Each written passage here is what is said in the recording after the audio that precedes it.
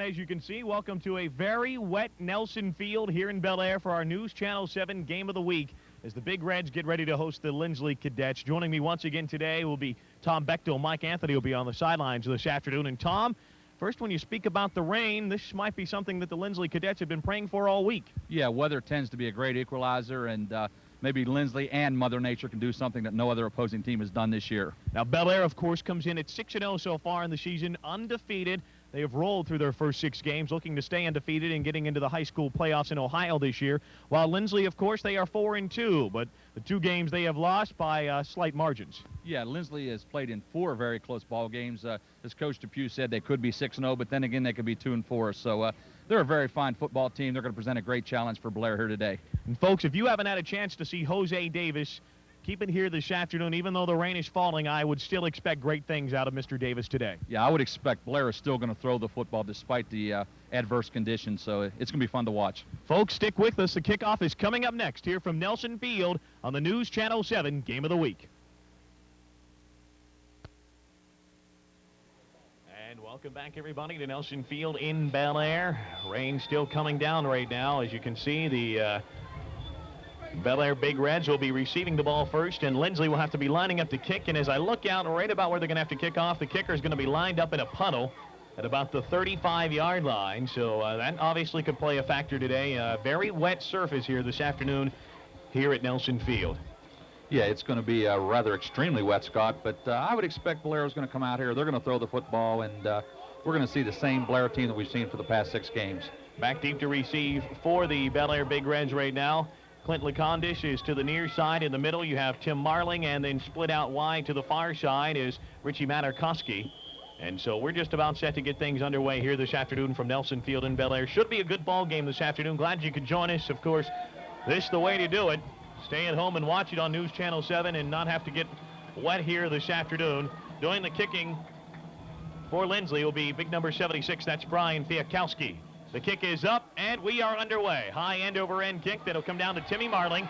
Has a wall of blockers in front of him. Gets outside over the 30-yard line, over the 40, the 45. Finally pulled out of bounds at about midfield.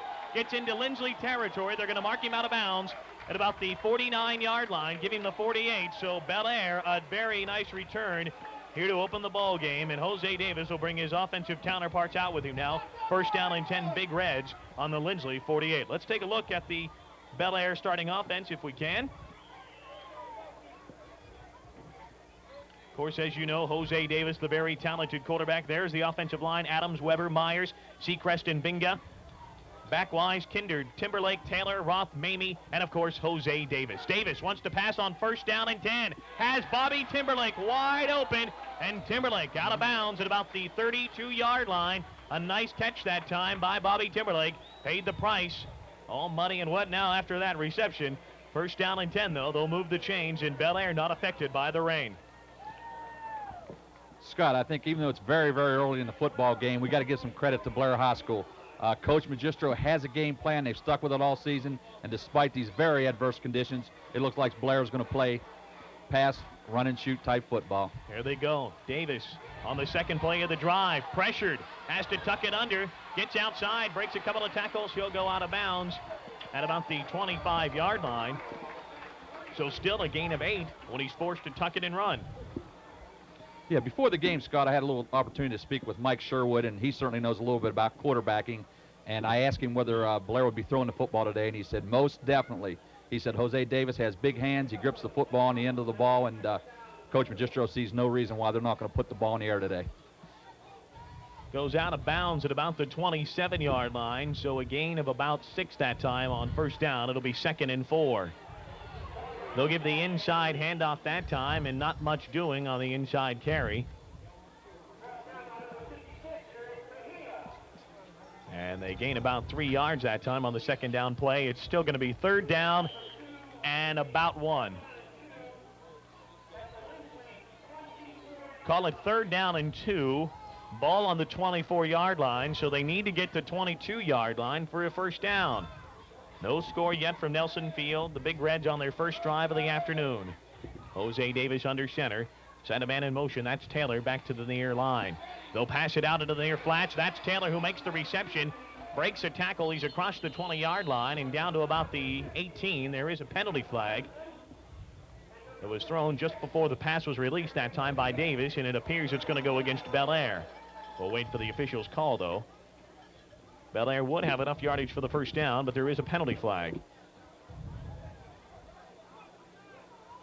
Offensive pass interference against the Big Reds. So take the first down away, and we'll move them back a little bit. And you might have been able to see that time on your shot that they're changing footballs rather frequently here this afternoon, and that definitely is going to be a big factor here this afternoon. The man on the sideline keeping those footballs dry, and even as much as they try, as soon as you sit that football down, it gets wet. That's going to be a big call there. It's going to set up a fourth and long situation for the Big Reds. They haven't they just changed the downs indicator, but that is a 15-yard penalty. Also lost it down. Sets up a long situation. 4th and about 17 for the Big Reds. 4th and 17 is the call. Ball on the now 39-yard line. And Bellaire's going to change their minds, and they're going to go ahead and bring on the punt team. So Linsly will be getting the ball back. So after the offensive pass interference call, the Cadets are going to come out of this by receiving the football.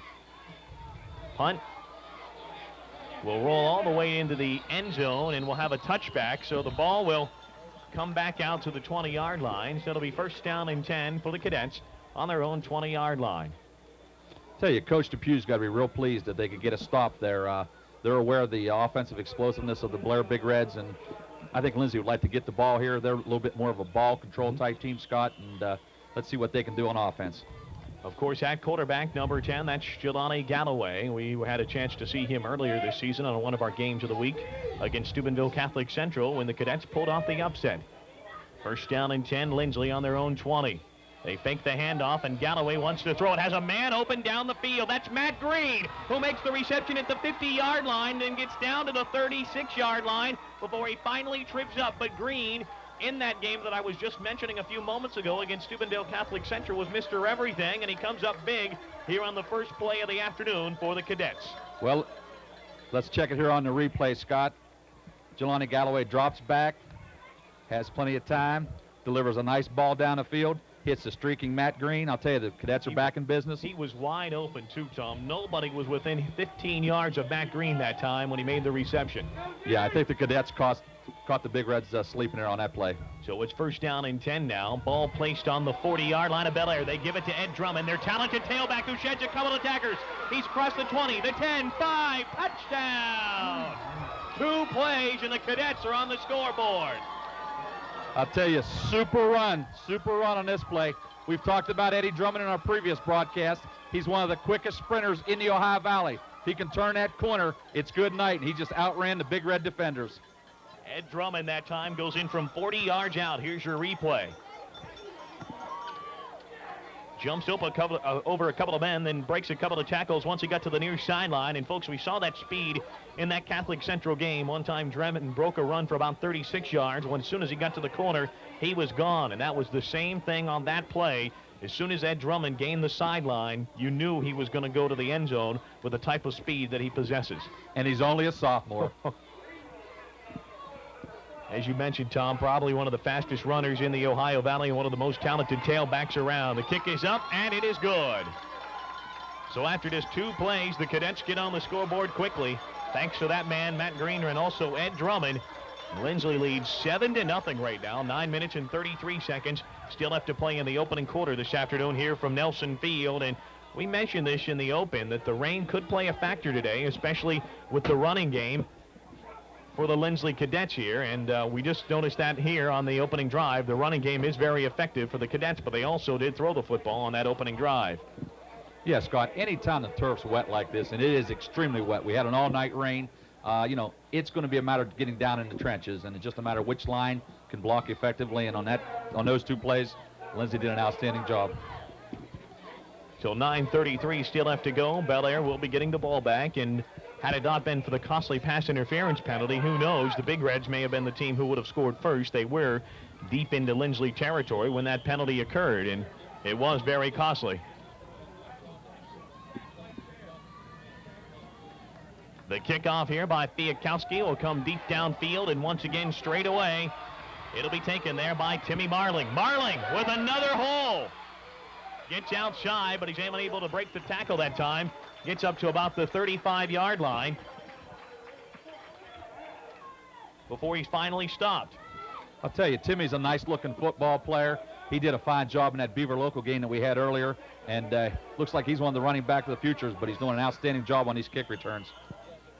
So it's first down and 10 now for Bellaire on their own 36-yard line as they start this drive. First and 10, Big Reds. Davis at quarterback. Jose, 5-step drop. Wants to throw the ball. Has his man, tight end Dusty Kinder, who gets by one man and up to about the 45-yard line, about a yard shy of the first down. And let's go down to Mike Anthony, who's on the sidelines this afternoon. Mike. Scott, what about the weather? We thought it was going to be a tough tussle on offense. Both teams are coming out firing. Davis completed a couple of passes so far, and Galloway has one under his belt. And it looks like the field isn't playing much of a factor right now, but it'll probably get worse as the day goes on. It's muddy down here, but not right now. Their offenses are really moving well. Back to you guys. I think you're right, Mike. Later on in the afternoon, the field is going to become a definite factor, so if you can score, try and obviously score early. Davis to throw again. This time, throwing it out of the backfield, has his pass completed to Bobby Roth. Roth has enough yardage for the first down as he gets across midfield and down to the 44-yard line before he's finally pulled out of bounds. They'll mark him down at about the 46-yard line or so, so it'll be first down and 10. Bellaire on the 46 of Linsly, and Bellaire not afraid to throw the football no matter what. I'll tell you, that was a nice job on that play by number 12, Grant Allen. He threw a nice block to spring the receiver. One thing about these Bellaire Big Reds, they're all football players. They get downfield, all the receivers, they're blockers too. The handoff up inside this time for Bellaire. That's Rich Mamie. The deep handoff that time by Jose Davis. It looked as if he was just going to drop back and throw the football. Mamie was lined up in the backfield, and the late handoff caught the Cadets off guard a little bit that time. Yeah, Richie, he's a handful. I'll tell you, every time he touches the football, he gets about 6 yards a carry. That same can be said for Bobby Roth. So Bellaire's not just a passing team. They're a well-rounded offense, and they can beat you on the ground or in the air. So first down and 10 now for Bellaire. Jose Davis wants to throw again, forced out of the pocket, and he's going to be sacked for a loss. Davis knocked down at about the 31-yard line, so he'll lose 7 yards that time as he's sacked for the loss. And the Linsly defense doing a nice job that time to force Davis out of the pocket. Yeah, Chad Pratt's the defensive end. He's a nice-looking sophomore. Goes about 6 foot, 190 pounds, and we see it here on the replay. Chad, good pursuit, and he gets a little bit of assist there from Donnie Pritt, and they did a nice job of sacking Jose. Looked as if Jose did a good job just to hold on to the football that time as he was going down. 7-0 Cadets. Second down and 17 now for Davis. Wants to throw again, has Kinder wide open over the middle. Kinder breaks a couple of tackles, breaks another tackle, gets inside the 10 and down to the 5 before he's dropped. Kinder alone to bring down the tight end that time, rumbling all the way down to the 5-yard line of Linsly before he's finally stopped. Yeah, Dusty, he's a handful. 6'3", 215 pounds, and he's averaging about 18 yards a catch, Scott, and the reason is he has the ability to run the football once he makes the catch. So it's first and goal now for the Cadets, for the Big Reds on the Cadets 5-yard line. Davis. The inside handoff that time goes to Roth, and he gets down to about the 1-yard line. So Bobby Roth moves him a little bit closer. They'll now have second and goal from the 1. And so we saw it on the first drive. Bellaire not afraid to throw the football. And they've done that to move it all the way down deep into Linsly territory so far on this second drive. They'll split Taylor to the near side, Timberlake to the far side. The ball is fumbled, and who has it? Linsly. Davis lost it on the center exchange that time, and the Cadets pick it up. And they dodge a huge bullet, as it looked as if, of course, Bellaire was going to be able to punch one in. But the Cadets come up with a huge fumble recovery, and it'll be first down and 10 Linsly on their own 1-yard line. So first down and 10 Cadets, ball on their own 1. What a huge play that time for Linsly, as Bellaire is unable to get into the end zone. Jelani Galloway with his club backed up deep in their own end.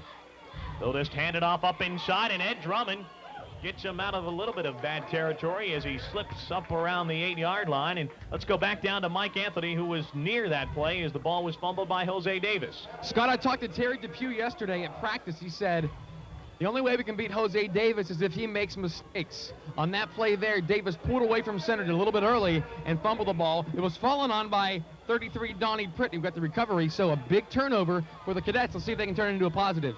Back to you guys. All right, Mike, thanks. 2nd down and 3 now. Ball on the 7-yard line for the Cadets. They'll send a man in motion out of the backfield. That is Pritt. And I heard fumble out of the crowd, and it looked as if we might have had another loose ball. Bellaire wanted to say they had it. Galloway came out of there, though, with it. Moved it forward up over the 10-yard line to about the 11, and he should be close to a 1st down. Yeah, Scott, there was a... Here's the replay. Galloway did a nice job to retrieve that ball, Scott, and it's not going to be the last fumble we're going to see today. That ball's extremely wet, and despite the fact they're trying to keep a dry football on every play, it's just the conditions are just so adverse. We're going to have more fumbles, and it's just going to be a matter of who gets the lucky bounces. So far in this game, both of the breaks have gone towards Linsly. Galloway is just about a yard or so shy of the 1st down, actually less than about a yard, but we'll call it 3rd and 1 from the 10 of the Cadets. The ball boy's even having trouble today. He just slipped trying to get off the field retrieving one of the balls. So it's 3rd and short now for the Cadets. They run out of their tight offensive set. They give the inside handoff that time. Looked as if it was given to Green and should have enough yardage for the 1st down. As he gets across the 11-yard line. Needed only about 1, and he does have plenty of yardage for the Linsly 1st down. So the Cadets will keep possession, and they move the ball. It'll be interesting to see how the Bellaire Big Reds respond to being behind. Let's face it, Scott, they've had an easy time in their 6 wins. They've averaged a win by 28 points a game, so this is going to present a little different challenge for them here today. 1st down and 10 now, Cadets. Ball on their own 11-yard line. Clock turning down to 4:58 left to play in the opening quarter. Galloway wants to throw. Looking for his man coming out that time. Pass ball's incomplete. That time his pass was intended for Pratch, but it was just a little bit too far out in front of Chad, and he dove for the football, was unable to come up with a reception, though. So it's going to be 2nd down and 11. Oh,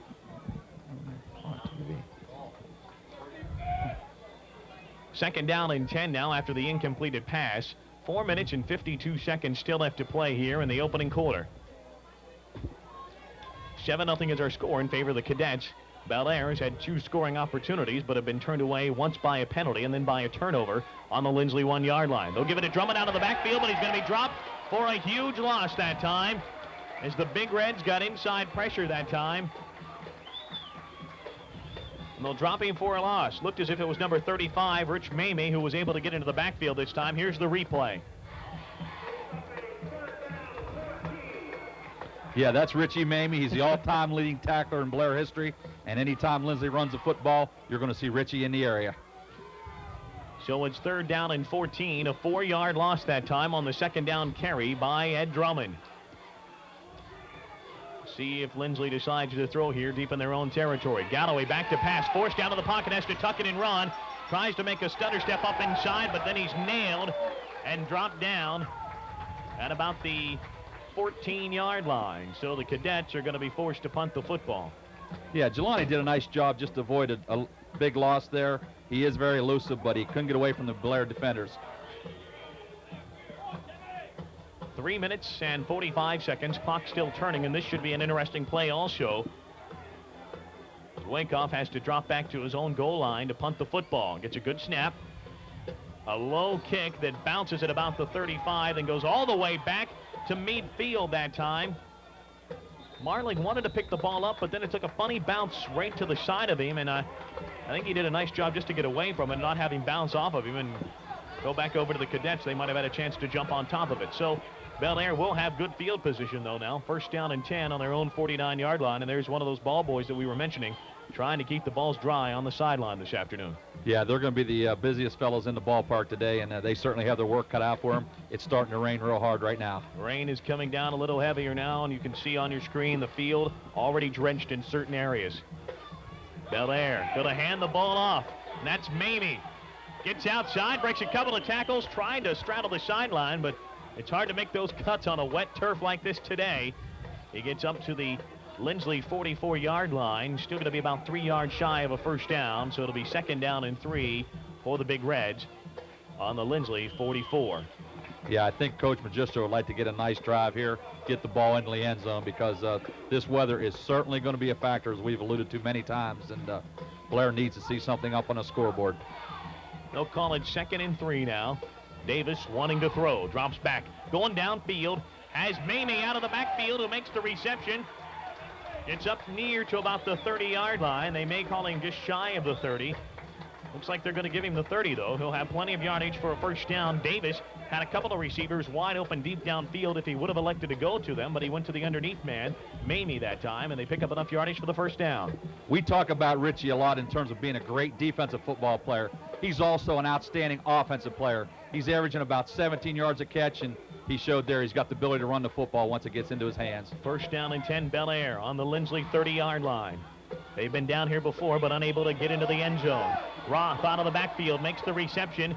Then he's nailed as he gets across the 25 and up to the 24. A gain of 6 that time on first down. It's really tough for Linsly to defend this explosive offense of Bellaire. On that play, they sent out 4 receivers. They went deep, little dump pass off to Roth. It's just tough to defend 5 receivers in high school football. 2nd down and 4 right now. Ball on the 24. 2 minutes and 10 seconds left to go here in the opening quarter. 7-0 Cadets. They give the handoff, a little delay that time out of Mamie. Interesting play where they get the handoff to Mamie, then he kind of just stalls for a second at the line of scrimmage to try and lull the defensive backs of Linsly into thinking that Davis wants to throw the ball. Then he takes off. Yeah, you're allowed to see any type of play from the Bellaire offense. The offensive coordinator, Mark Boner, just does an outstanding job, and they're not afraid to run any play from any position on the football field. So it's 1st and 10 for the Cadets, or excuse me, 1st and 10 for the Big Reds on the Cadets 17-yard line. 1 minute, 50 seconds still left to play here in the opening quarter. Roth and Mamie in the backfield. Davis wants to throw, though.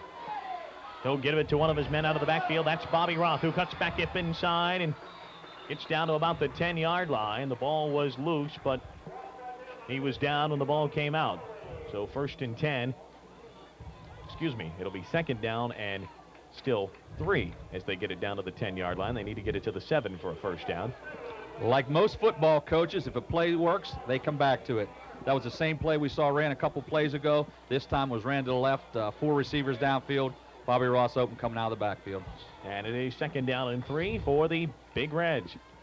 The handoff, that time to Mamie, has a huge hole in the middle and gets into the end zone for the touchdown.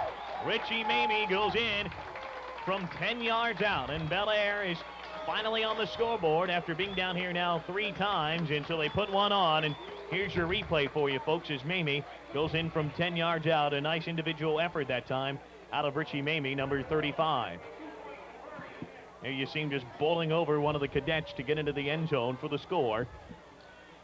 And so now with the wet conditions, Big Reds are going to elect to go for 2. They want to try and put the 2-point conversion on the board. Man in motion, that's Taylor to the near side. Davis rolling out to the near side, looking into the end zone, has Kinder, but it's broken up that time. Jelani Galloway got a hand in front of Kinder that time, and the 2-point conversion falls incomplete. So Linsly still holds a slight edge at 7-6 with 1:03 still left to play here in the opening quarter at Nelson Field. I'll tell you, in the scheme of things, Scott, that may be a big play. The way this rain's coming down now, I can't expect too much scoring, but once again, with these 2 teams in the first quarter, you just never know. Hard to tell because both of these teams have shown the ability, even though the rain is coming down, to be able to move the football. Minute 3 still left to go, though, here in the opening quarter, and both teams have already gotten on the board once. Let's go back down to Mike Anthony, who's on the sidelines. Mike. Scott, interesting call by Coach Magistro going for a 2 here in a day which looks like there's not going to be much scoring, but so far there has been a lot of scoring. If Jose zips that ball in there, I think it's complete, but he sort of finessed it, and it got knocked down, and Bellaire still trails by 1, and we'll see how that plays a factor, as you mentioned, Tom, because it's a 1-point game now, and there might not be much scoring here, but then again, they've already moved the ball up and down the field. Back to you guys. Yeah, both teams have showed the ability to move the ball here early on. The rain, though, looks now, as I'm looking out of the press box window here, to be coming down with a little more intensity, and even coming down a little bit sideways, if you will. But whatever the case, Bellaire finally gets into the end zone on their 3rd opportunity, being deep down into Linsly territory. The first time a pass interference call forced him to punt the second time, a fumble by Jose Davis on the 1, and then finally the third time, Rich Mamie gets into the end zone. So Bomber will kick it off and put it back into play, and Ed Drummond has it bouncing between his legs, then he can't find it. He finally picks it up, and that little delay will cost him. Drummond that time tried to come up and field the ball. Then he was trying to also get his feet set to make sure once he did catch the ball, he'd be able to get a good start. When he did that, he kind of slipped, and he lost track of the football as it went between his legs. Once he finally picked it up, the kick coverage team for Bellaire was already on top of him. As our viewers can see, there's puddles forming up and down the middle of the field, and even in the best of times, this field is sometimes questionable. So it's the field is going to be a factor throughout this game. First down and 10 now. There's one of those puddles that we are speaking about. First and 10 for the Cadets on their own 15-yard line. Jelani Galloway, a quarterback. Gives the inside handoff that time to Green, and Green gets up across the 25 to about the 26-yard line. He should have enough for a first down, and they'll move the chains. Yeah, there's Linsly's answer to Richie Mamie. Matt Green, 5'8", 180-pound senior. He's also an outstanding football player, and I'm sure we'll call his name many more times today. So the chains will move as the ball is carried across the 25 to the 26. 25 seconds still left to play here in the opening quarter this afternoon from Nelson Field. 7-6 lead for the Cadets. This should be our final play of the opening quarter. Man in motion out of the backfield. They'll give the pitch to Ed Drummond. There's a penalty flag. Drummond gets across the 30-yard line and up to about the 32. Have to wait and see what the penalty flag's all about. The clock will run out on the first quarter, but let's wait and see what the penalty is about. Drummond took the pitch out of the backfield that time and scampered up across the 30 to about the 32. It would be a gain of close to 6 yards, but let's wait and see what the penalty is all about. It appears we're going to have a motion penalty against the offense. Of course, if this penalty is accepted, the quarter will not be over. It is indeed motion called by the referee there, Dick Millard. It's going to back Linsly up 5 yards. And if I'm correct, we're going to have an untimed down here due to the accepted penalty. And that appears what we will have here as both teams go back out to the respective huddles. And the clock has run out on the first quarter, but we will have one more, as you mentioned, Tom, untimed play here. So the Cadets will have one more play here in the first quarter, and then the quarter will be over. So one more play left to go here in the first quarter. And the 5-yard penalty moves the ball back to the 20-yard line. First and 15 now for the Cadets on their own 20. They'll split two wideouts to the far side, one of those being Drummond. Man in motion going out of the backfield also, that's Donnie Pritt. Then they'll give the inside handoff to Green, and he goes absolutely nowhere. A gain of maybe 1 that time. It'll be second down and 14, but that will wrap up the first quarter of play here from Nelson Field in Bellaire. And after one quarter of play, the Linsly Cadets lead the Bellaire Big Reds by a score of 7-6. Back with the second quarter right after this on our News Channel 7 Game of the Week.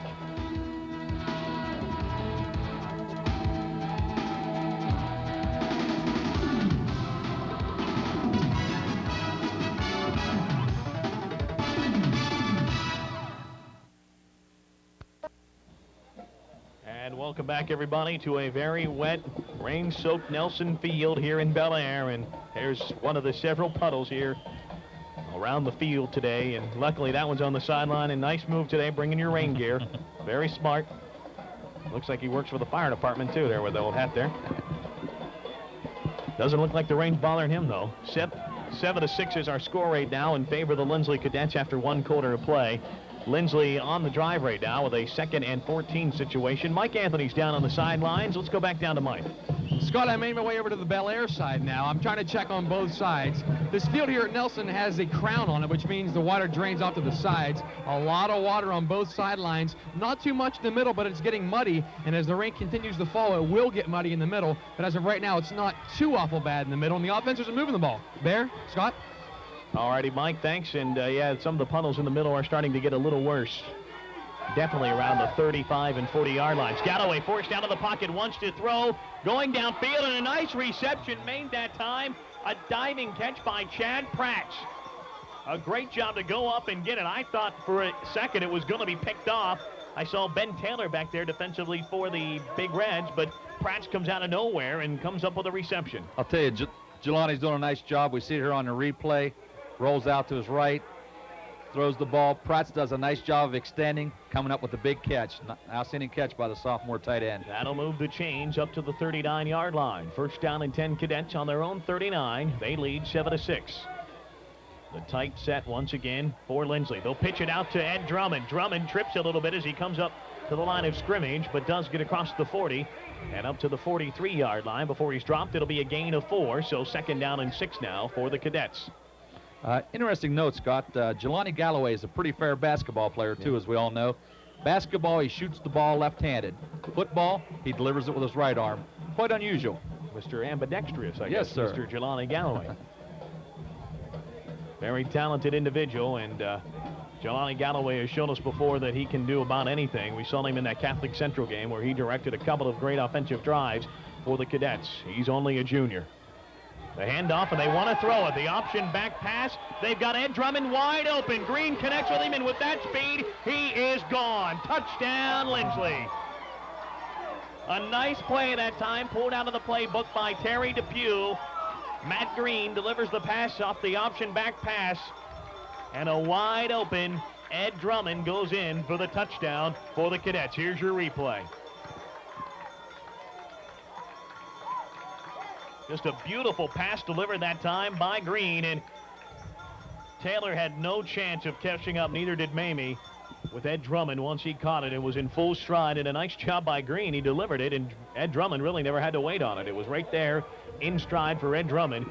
Linsly leads 13-6. The point after touchdown try upcoming. Matt Green will be doing the kicking. This kid does everything. Snap, good. Hold is down, the kick is up, and it is also good.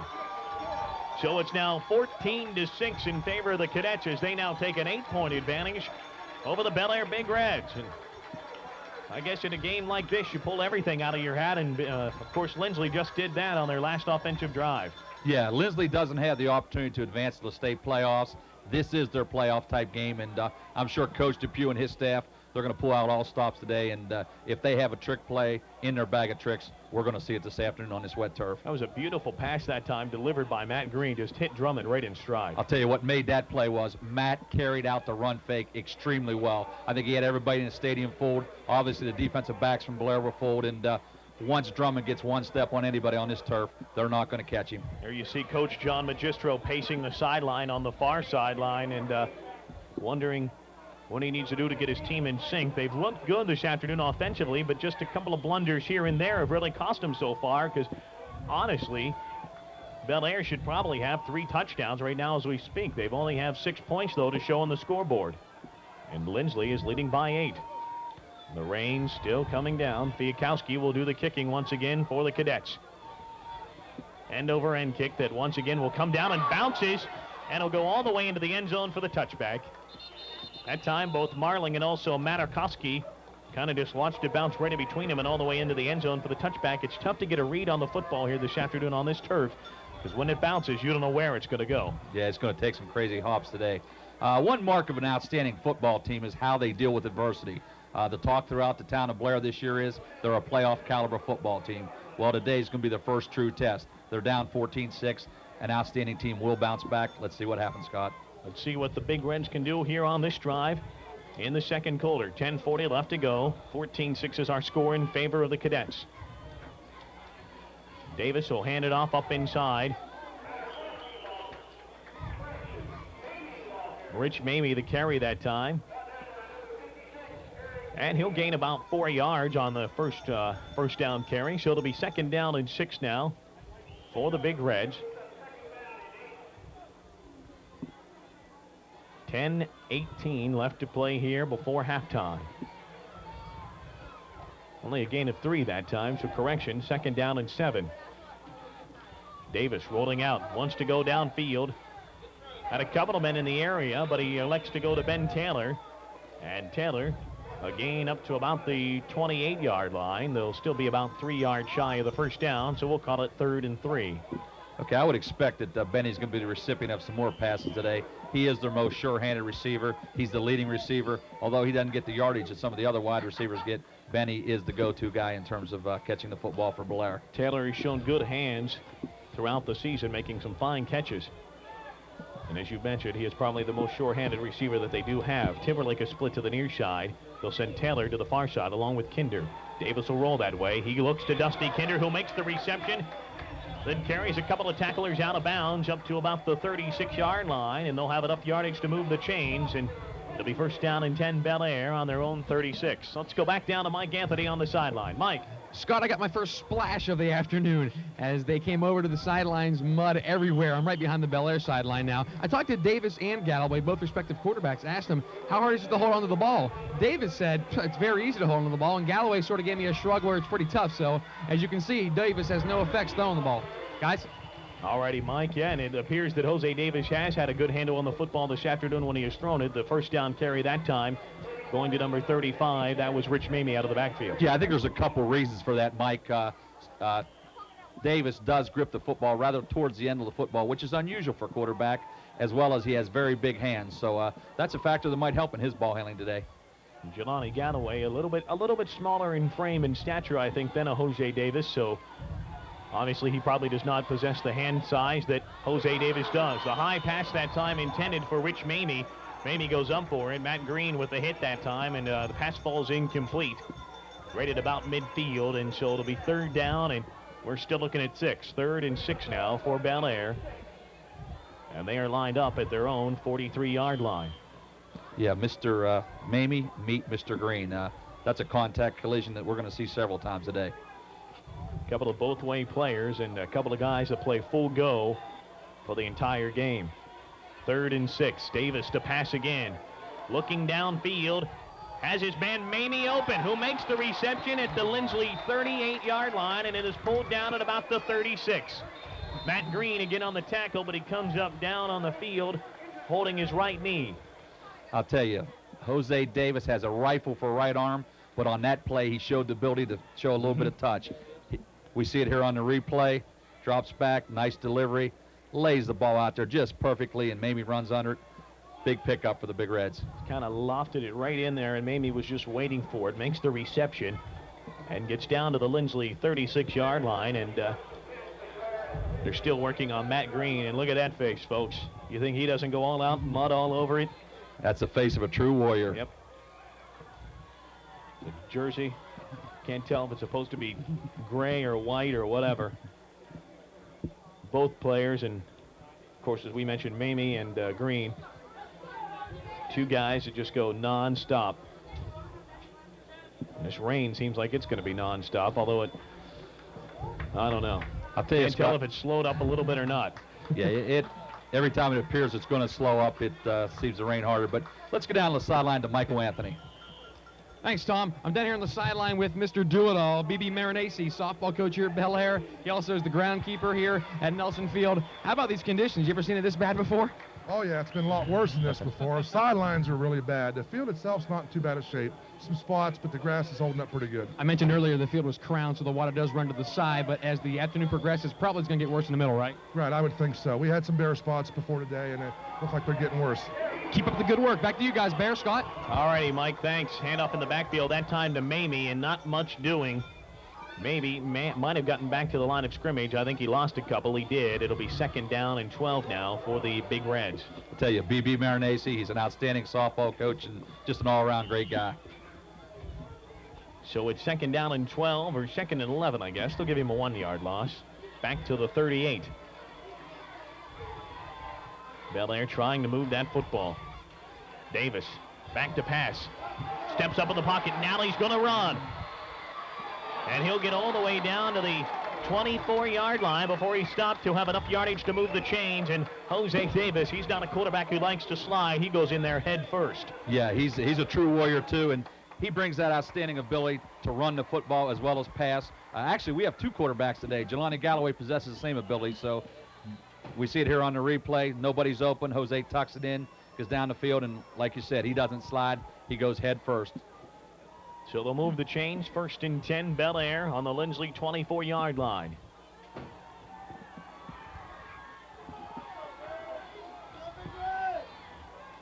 Davis moving the Big Reds. Fakes the handoff, then rolls out to the far side. He can tuck it and run if he wants to, and he does. He'll go out of bounds, and we're going to have will we have a late hit? I can't tell if the flag was thrown. Yes, it was dropped. Over on the far sideline. It wasn't much of a hit, but he did touch him already about a yard or so out of bounds. Yeah, that's unfortunate for Linsly there. Really Jose had obviously tucked it in and was headed for the out-of-bounds line. The Linsly defender, I couldn't pick up his number with all the mud, but he elected to put a little shot on him. And all right, Mike Anthony was down near the penalty that time. Did you see who might have pushed Jose Davis out of bounds? Hard to read some numbers, Scott, on these Linsly jerseys are getting so dirty, but it was a late hit. And the new track here in Bellaire is right next to the field, and Davis was nailed all the way over to the track. Not a very smart penalty for Linsly. It's going to be 1st and goal now for the Big Reds. Back to you guys. All righty, Mike. They move the ball down to the 8-yard line after the penalty. As you mentioned, 1st and goal. Davis back to pass. Looking. His pocket breaks down, and he's going to be dropped for a loss. All the way back to about the 15-yard line is where he's pulled down. Good defensive effort that time out of the Cadets, not only out of the backs, but also out of the defensive line. I'll tell you, that's something the Bellaire fans haven't witnessed too often this season. There just haven't been many breakdowns on the line of scrimmage. Bellaire, we haven't talked about their offensive line, but Weber, Vingia, Adams, Sechrist, Myers, they're all pretty big fellas, and they do a nice job protecting Jose. It broke down on that play. It'll be 2nd and goal, ball on the 14. The inside handoff to Mamie, a wide open hole into the end zone, touchdown. Rich Mamie goes in from 14 yards out, and Bellaire's on the scoreboard once again. It's 14-12 as we await the conversion. No problem for the Bellaire offense. Can't get it done in the air. They'll just hand the ball to Mamie. He'll take it on his own. Here we see it on the replay. Richie busts up the middle, virtually untouched, and this is what makes Bellaire all too explosive, the offensive ability to run and pass the football. He wasn't touched till he got to about the 1-yard line. They're going to elect to go for 2 again. Try and tie it up. Taylor in motion to the far side. Davis at quarterback will roll out to that side. Looking, and he's going to be pulled down. I believe that was Chad Pratch that time with a good defensive effort who just came from behind and pulled Jose Davis down by the back of his uniform. I'll tell you, Coach Depew and the staff's got to be real pleased with the play of Chad Pratch. We're going to see it here on the replay. Jose drops back. He didn't have a chance. Chad does a nice job pursuing the football, and I'll tell you, he's been involved in a lot of plays, and he's a very fine-looking sophomore athlete. Chad Pratch has not only made a couple of good catches here this afternoon, but also made some good defensive plays, and that being one of them right there. Not allowing the Big Reds to even get a chance to get the pass off to try the 2-point conversion. So Linsly still holds on to that 2-point lead. And Bellaire, they've been able to put it into the end zone, just unable to put any conversions up. And that's the difference in the ball game right now. 2 points in favor of the Cadets with 6:57 still left to play here before the end of the first half. Linsly leads 14-12. And Bomber will line it up and get ready to put it back into play once again here. Putting the ball on his own 40-yard line. The Cadets will drop Green and Drummond back deep to receive the kick here from Bomber.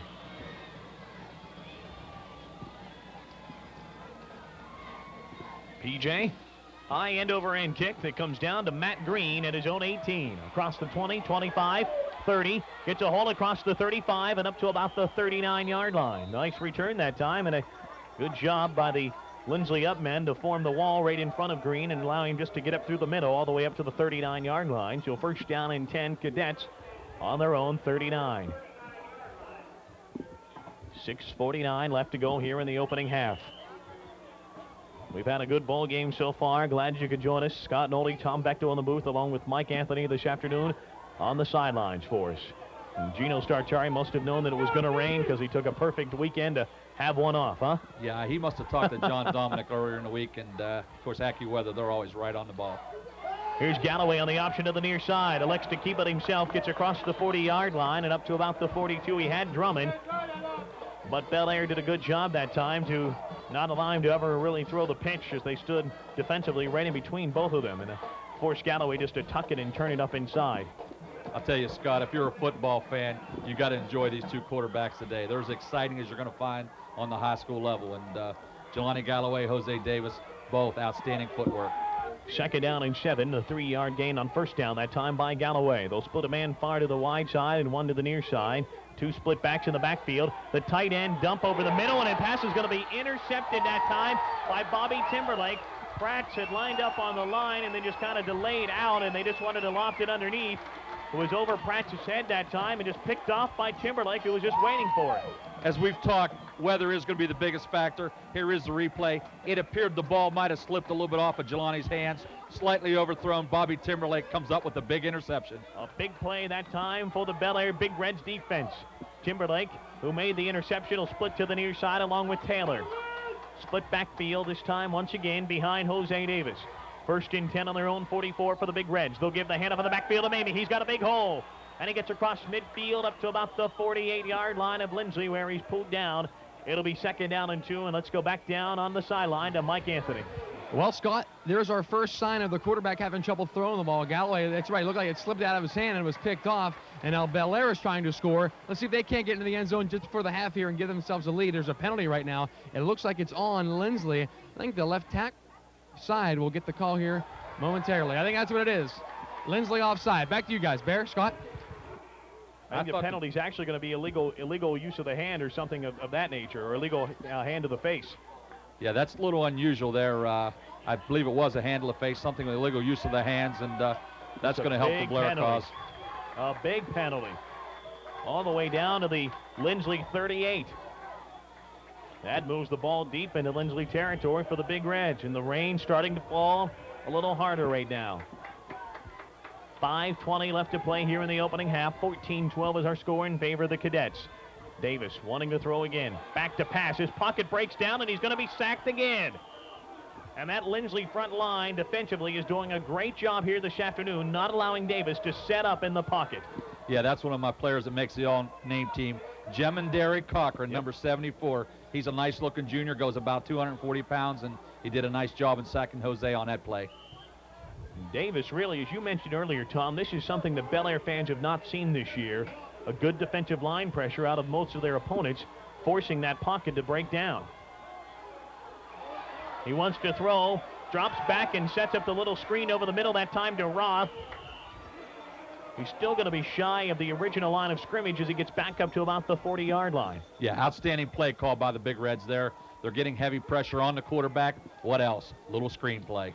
Good call by the offensive coordinator. Suck those linemen and linebackers up inside and open up the middle of that field, and that's what they did that time. It'll be third down and 11. Ball on the Linsly 40. Bellaire will probably be throwing here on this third and long situation. You never tell, though, with this Big Reds offense. They have so many weapons. They do throw it out to Taylor, who drops the football. Ben Taylor had it and just dropped it.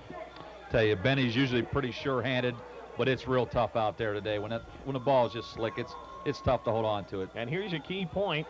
The Big Reds come up with a turnover, but they're unable to capitalize on it. And the Cadets are going to get the ball back as Bellaire will be forced to punt.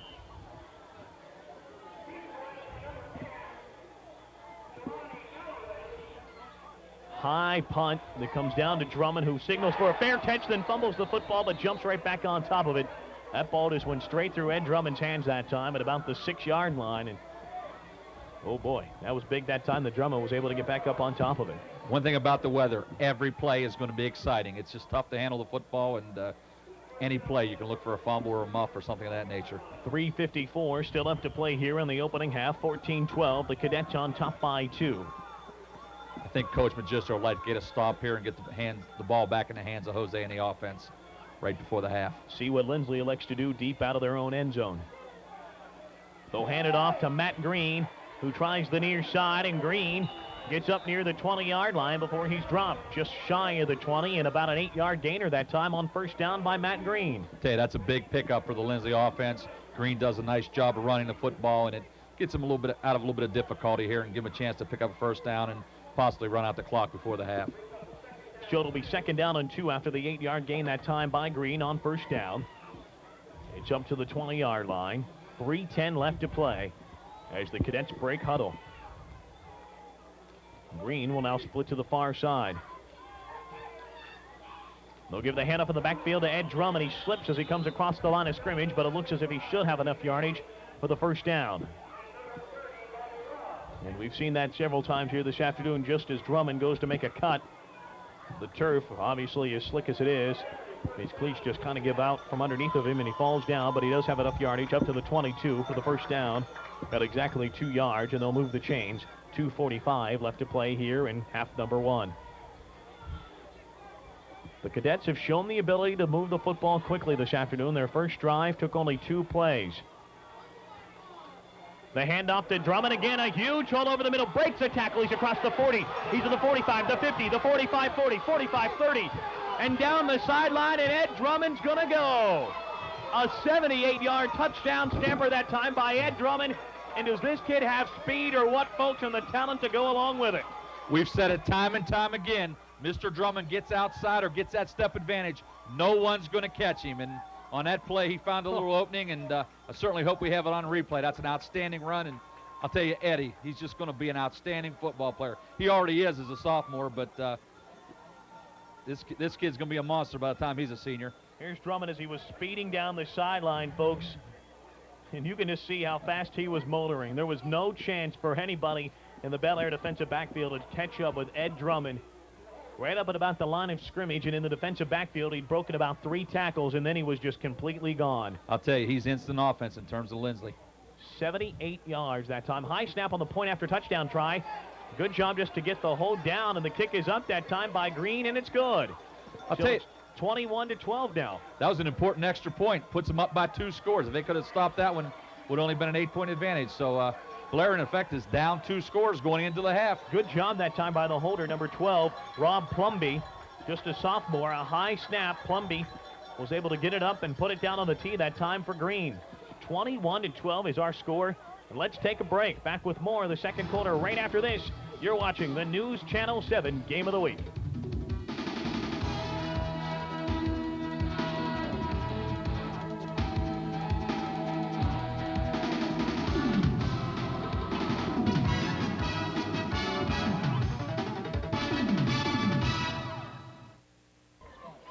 Welcome back to Nelson Field. Fiakowski will put it back into play. The high end over end kick that will come straight down this time to Timmy Marling. A host of blockers in front of him. Marling with some blocks, and then he's nailed right at about the 35-yard line by big number 76, Fiakowski himself.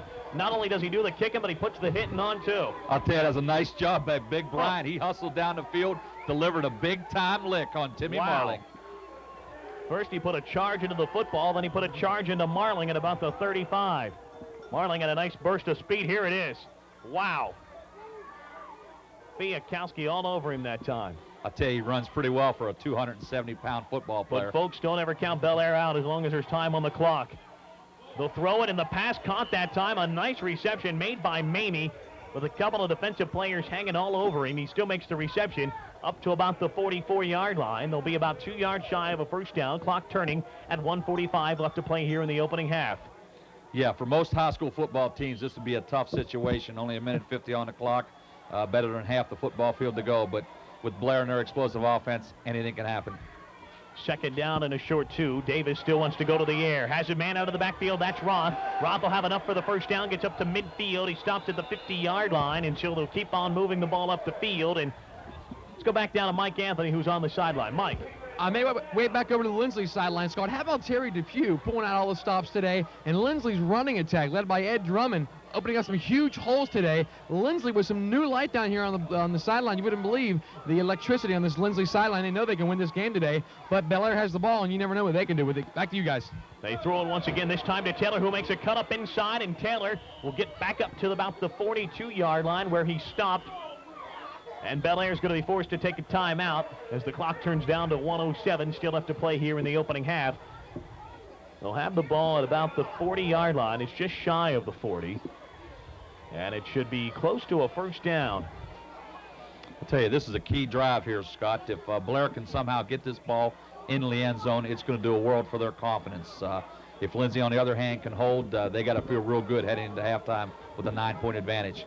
This has been a great ball game so far. Plenty of scoring from both sides, and plenty of action, too, in the first half. And stick with us, folks, throughout the halftime and also into the second half. This one's going to come down to the wire. I have a feeling of that here this afternoon here at Nelson Field. Two talented ball clubs the Linsly Cadets and the Bellaire Big Reds. Of course, Linsly coming in at 4-2 so far in the season, and Bellaire undefeated, looking to stay that way. They are 6-0, and they got a big game looming around the corner next week. They'll have to travel up to Old Bruin Drive and battle old Bud Billiards Brook Bruins, who once again beat Wheeling Park last night 21-6 on Wheeling Island Stadium to prove to 21-1 all time against Park.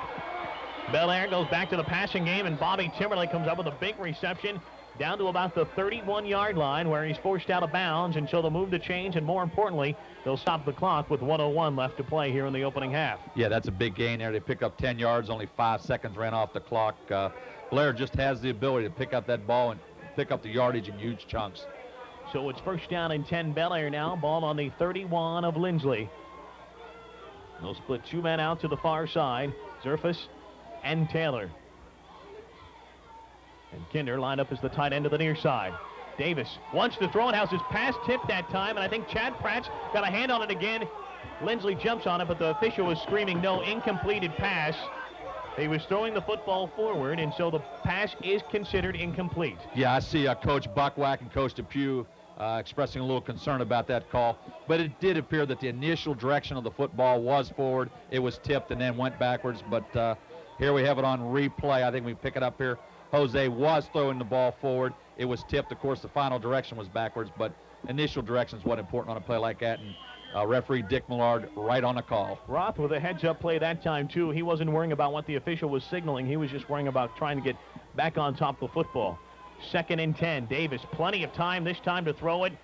Has his men, Ben Taylor, wide open, and Davis connects, and Taylor was just almost standing there just waiting on the football. And he gets out of bounds, stopping the clock with 50 seconds still left to play here in the opening half. He's going to be a little bit shy of the first down, though. He might have been able to turn upfield and get the first down, but...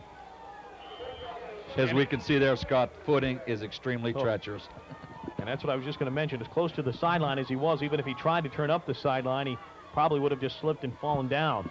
3rd and 3. Davis to the air again. As Kinder, who gets away from one man, cuts back up inside and falls down at about the 10-yard line. He gets inside the 10 to about the 9. Bellaire hurrying up, trying to set up their offense. The clock will stop as they set the football up and move the chains with 41 seconds still left to play, and Bellaire is going to go ahead and burn another timeout. Scott, we've talked about the treacherous footing, but actually that's an advantage to the offense. They know where they're attempting to cut. Of course, the defense doesn't know, so on a rainy day, sometimes it does favor the passing team a little bit. And we noticed at that time as Kinder was able to cut up inside, and one of the defensive backs for the Cadets had fallen down, and that allowed Kinder to gain about 6 or 7 more yards inside the 10 to the 9-yard line. There's still 41 seconds left to play, and as we mentioned when this drive began in Bellaire territory, never count the Big Reds out as long as there's still time on the clock, and they trail right now by 9 points, but they're just looking to put something on the scoreboard going into halftime and take some momentum with them. Just unbelievable, the offensive production in this first half. Both teams have moved the ball up and down the field. Like we said, it rained all night, rained all morning, a continual downpour during the game, and it's just a credit to these 2 fine schools and their coaching staffs. They've just played an outstanding first half of football. Yeah, if you looked at the scoreboard and did not know what the weather conditions were here, you would not think at all that the rain was falling or the field was in the kind of condition it is with a 21-12 game. Here we go. 1st and goal for Bellaire. Davis rolling out to the near side, looking to the end zone, pressured, throws to the end zone, nearly picked off that time. Nearly had his pass intercepted that time as Chad Adams got a hand on it and knocked it out of the air. Yeah, it appeared for a second there the receiver was open. Chad did a nice job of playing the football, knocking it down. Big play for the Cadets. Stops the clock with 34 seconds still left to play here in the opening half. As we look up and down this roster, I'll tell you, Linsly has a lot of nice-looking young athletes, and a couple of sophomores have come up big already in this game, especially Mr. Drummond. 2nd and goal now on the 9. Davis rolling out again, pressured, throws it into the end zone, or near the end zone, to about the 1. And everybody in the stands, along with myself, fold. That's Mamie who makes the reception at about the 1-yard line, and Bellaire's going to have to burn their 3rd and final timeout as he is not able to get into the end zone or out of bounds, sliding to make the reception at about the 1-yard line. So it'll be 3rd and goal now from the 1. I'll tell you, Jose showed a lot of poise. We see it here on the replay. of the previous play, but Jose showed a lot of poise. Now here's a question for you, Tom. You have it 3rd and goal on the 1 with only 25 seconds left to play. You no longer have any timeouts. Do you try to run it in, or do you try and pass it? I would expect that they're going to throw the ball in this play, but once again, Coach Magistro, Coach Boner, the offensive staff, they're allowed to make any play call. Bellaire. Because if you're unable to run it into the end zone, if Linsly can keep you out, you may not have the ability to set up and try another play on 4th down, or even obviously have enough time to get your kicking team onto the field to attempt a field goal. I would think if it's a quick play, they would have an opportunity for 4th down, but once again, you never know, especially considering the muddy conditions. So I would expect a pass, but with Bellaire, who knows? Yeah. Anything's possible. We'll have to wait and see what the coaching staff has cooked up on the sidelines here. 3rd and goal from the 1.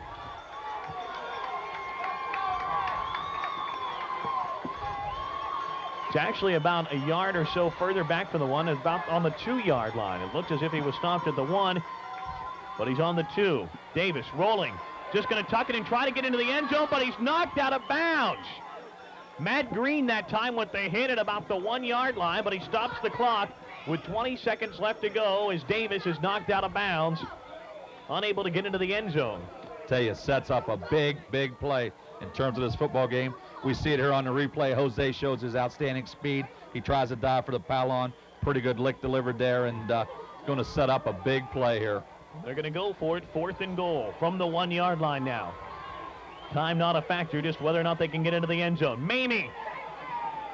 Is he? Yes. Touchdown. Matt Green can't believe it. He thought they had him stopped. I'll tell you, Linsly defense had a nice surge. They meet Mamie at the line of scrimmage. He did a nice job of extending the football over the goal line extended. Touchdown, Big Reds. Once again, as I said before, that's an outstandingly big play in terms of this football game. So are they going to go for 2 again? I believe they are. Coach Magistro's out on the field trying to get the attention of his players. They are going to go for 2. It's 21-18 right now. The 2-point conversion would cut it to a 1-point game. Davis looking to the end zone and has his pass intercepted that time by Ed Drummond. And so the 2-point conversion fails, and there's still 16 seconds left on the clock, and it's 21-18 in favor of Linsly. Scott, this is one game I hate to see a halftime break. Yeah. It's been such an outstanding first half. What can they do in the second half to duplicate this outstanding effort? Well, I have no idea, and really right now the only difference in the ball game, the 3 conversions. Linsly's been able to get them, and Bellaire has not. Let's go back down to Mike Anthony, who's on the sideline. Mike. How about that call from Coach Magistro? On 4th and goal, they used Mamie instead of Davis on a roll. Big, tough play call, and Mamie appeared to be stopped, but was on some bodies and reached the ball over the goal line. Sam Jones made the call, and there weren't very many people on the Linsly sideline happy with it, but it appeared to be a touchdown from where I was, and Bellaire is on the board before half, but still trailing by a couple. Back to you guys. Okay, Mike, yes, still a 3-point advantage in favor of Linsly, and I would probably expect for Bomber to try and keep it away from Ed Drummond on the kick here. You don't want to give that guy another chance to do any damage. No, it won't take him 16 seconds to get in the end zone. And you see he just has the ball lying at about the 40-yard line, and he's just going to squib it. It's a high kick that'll... Will it go out of bounds? No, but it's fallen on top of that time by William Fuller, and he's down as he takes a knee at about the 20-yard line. Tell you what, will Coach Depew reach into his bag of tricks here, or will he just elect to run out the clock? We'll have to wait and see here if Coach Depew wants to try anything with 6 seconds. They're just going to let the clock roll. They won't even come up to the line of scrimmage. So that'll put an end to the first half of play, and what a first half it has been. 21-18 is our score in favor of the Linsly Cadets. Let's take a break. Back with more right after this on our News Channel 7 Game of the Week.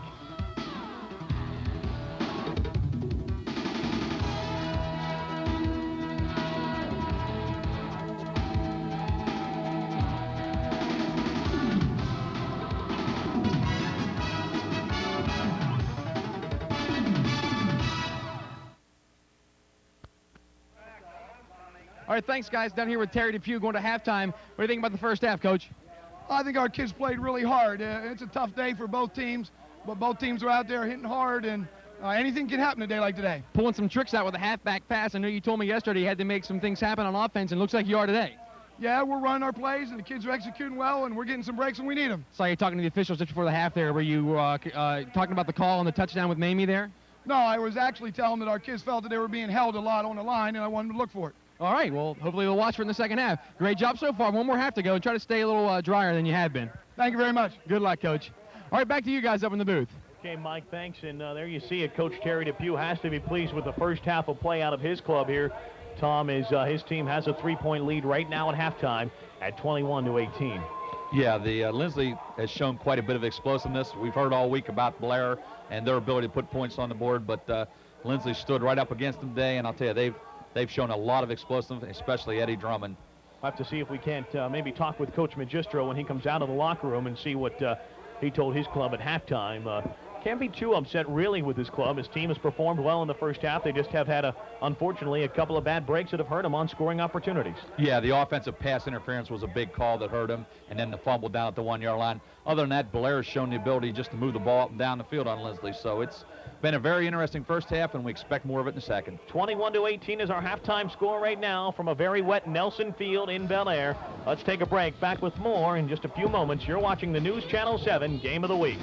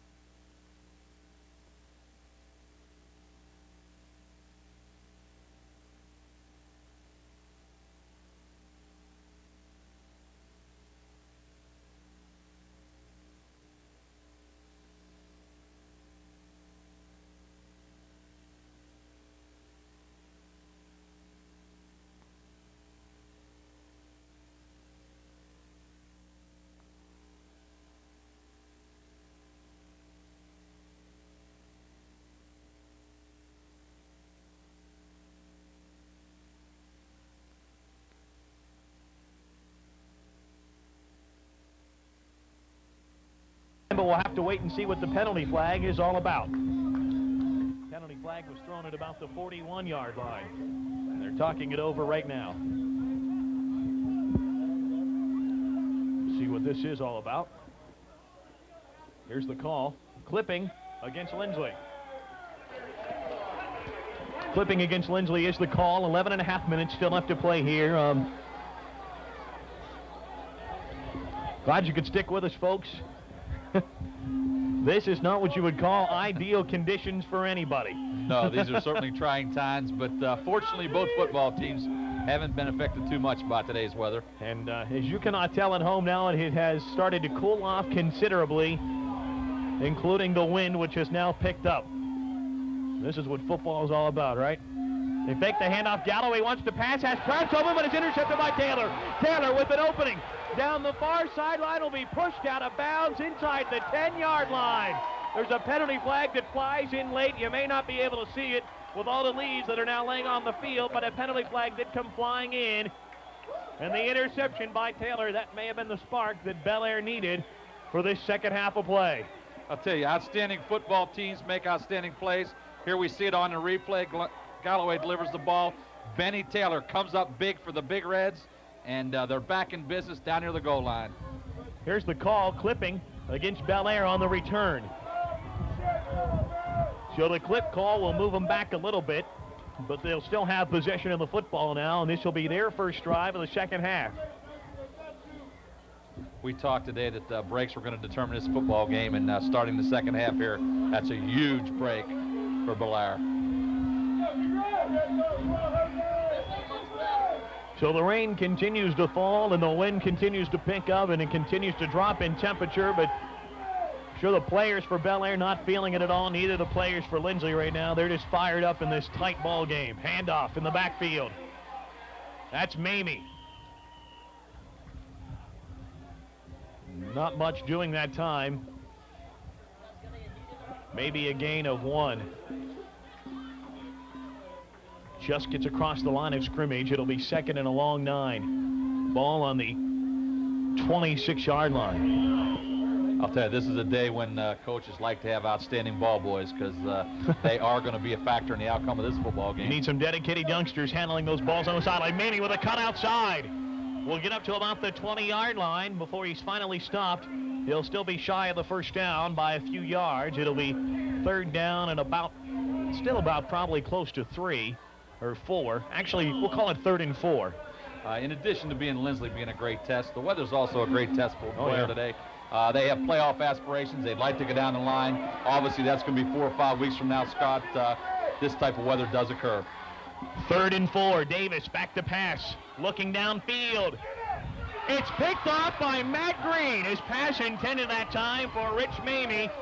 Green just stepped right in front of it that time. The ball just seemed to kind of float out there. It looked as if Davis was trying to finesse it into Mamie that time instead of just firing it out there and laying it out there, and Green was able to run right underneath it. Here's the replay. Yeah, we see it here on the replay. Scott, Jose just under-delivers the ball a little bit.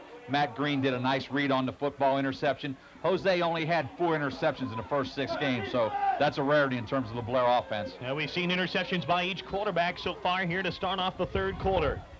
Galloway now with the Cadets. He'll roll out to the far side. And he's going to be sacked for a loss. Dusty Kinder back there pulls down the other number 10. I'll tell you, we've called Dusty's name on offense, but he does a solid job from that defensive end position. Kinder does a great job to pursue Jelani Galloway, who's a very speedy individual. Galloway was rolling out to the far side, and Kinder just able to run him down from the backside, and Galloway dropped for about 7 yards. I'll tell you, this sets up a tough play call for Coach Depew and his staff. There's not a whole lot of plays in the playbook when it's 2nd down and 17 and the weather's so adverse. So they do have some guy named Drummond in the backfield, though, and he's been able to pick up some huge yards. We saw him go 78 yards one time on a carry. He split out, though, wide to the near side. They'll give the inside handoff that time. Not much doing up inside. A short carry that time. Looks like it was Donnie Pritt. Carried it in tight that time for Linsly. 3rd down and about 12 now after the 5-yard gain that time by Pritt inside. So still a 3rd and long situation. 8 minutes, 15 seconds left to play here in the 3rd quarter. Linsly still holding on to that 3-point advantage, 21-18. 3rd down and 12 from their own 17-yard line. The delayed handoff in the backfield goes to Drummond, and he's smothered as he gets back to the line of scrimmage, and it'll be 4th down and long, and Linsly is going to be forced to punt deep in their own end. Scott, early here in the 2nd half, penalties have been a key factor. Linsly was moving the football. The 15-yard clipping penalty put them back. Bellaire was in business right down near the goal line. An unfortunate clip brought the ball back, and then Jose then turned it over. So the team that makes the least mistakes the rest of the way is going to win this football game. Wyckoff back to punt now for the Cadets. The snap is critical. Gets a good snap and gets a good punt out that bounces, and it'll roll all the way out of bounds at about the Linsly 49-yard line. That's where it's down. So Bellaire won't have to go far. They'll have fantastic field position starting right at about midfield. Trailing by 3. Both teams have had turnovers here in the first half. Both interceptions, one by each quarterback. With the turf getting so sloppy, Scott, field conditions going to be critical. So far early here in the 2nd half, Belaire's had the best advantage there. So it's 1st down and 10, Big Red. The handoff by the Reds inside. That's Mamie just picking places to try and run. It almost looked at times as if he was running in slow motion, trying to pick his way up the field. But he gains good yardage up to the 36, enough yardage to move the markers. 1st and 10, Big Reds. Yeah, Richie was tiptoeing, but one thing about Rich Mamie, he's a north-south runner. He goes directly for the goal line, and a big pick up there. Big Reds back in business, 1st and 10. 1st down and 10, Bellaire. Ball on the 36-yard line. They trail by 3, 21-18. The handoff inside to Roth this time, and not much doing inside. A gain of maybe 2 that time on the carry. Closer to only about 1. It'll be 2nd down and 9. Bellaire has a big weight advantage in terms of the line of scrimmage.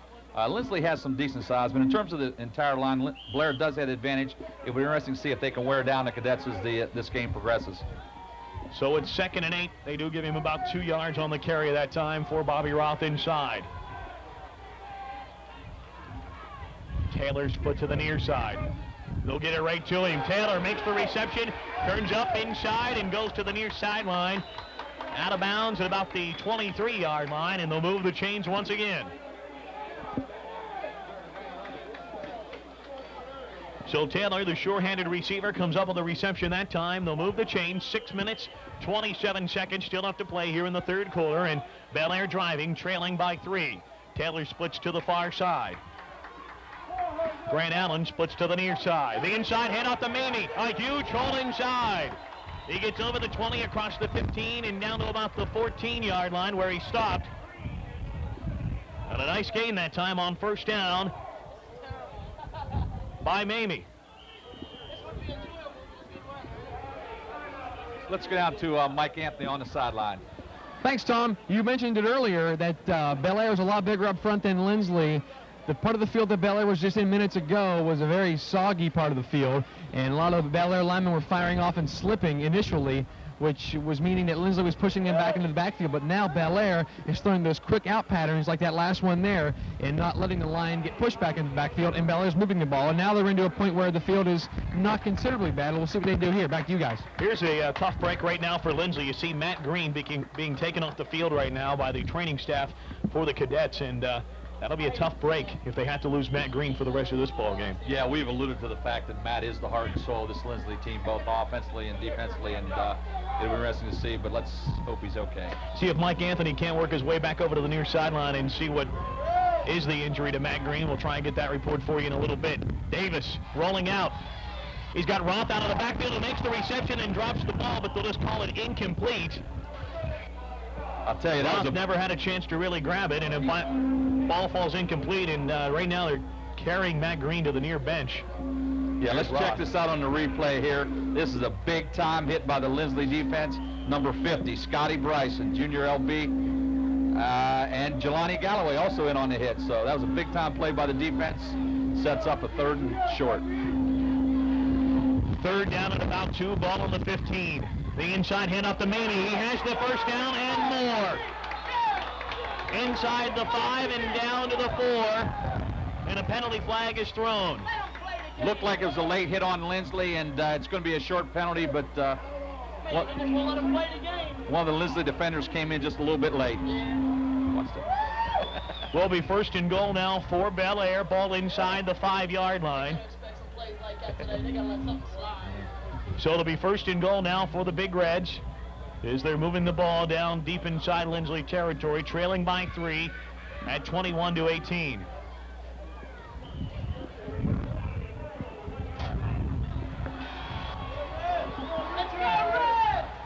The ball marked at the 1. Davis with the eye set, gives it to Mamie. Touchdown, Bellaire. Richie Mamie goes in from 1 yard out. And it's now 24-21 in favor of the Big Reds as we await the conversion, which have been critical this afternoon for Bellaire. I'll tell you, Scott, you're a little too young to remember, but back in my day, they used to say they call him Mr. Football. Yeah. And I'll tell you, in Richie Mamie's case, Bellaire High School, he is Mr. Football. He is Mr. Football without a doubt. He goes both ways, and as we've mentioned several times, all out, nonstop, the whole game. And Mamie on offense and defense, without a doubt, the full player. They're going to go for 2. Taylor in motion, back to the near side, then rotates back out to the far side. They look to Taylor in the end zone, and the pass is incomplete, and once again they can't come up with a conversion. The pass goes incomplete, and the lead is at 3 now for Bellaire. There's Matt Green on the sideline. He's being worked on. 24-21 is your score in favor of Bellaire. You see they're working on the right leg of Matt Green, unable to tell if that's his ankle or knee. Looks like they're working down towards the ankle area. And with this turf in the condition that it's in, it's quite easy to get your foot planted and then have it go out underneath you. And I'm not sure if that's what happened to Matt Green, but it could be. I'll tell you, that's a great shot by our cameraman, and I think Matt Green could make the All-Madden team with that pose. Yeah, without a doubt. I'm sure right now he's hoping he can just get his way back into this ball game some way, somehow. But Bellaire has finally taken the lead over Linsly. It's been a tough battle all afternoon.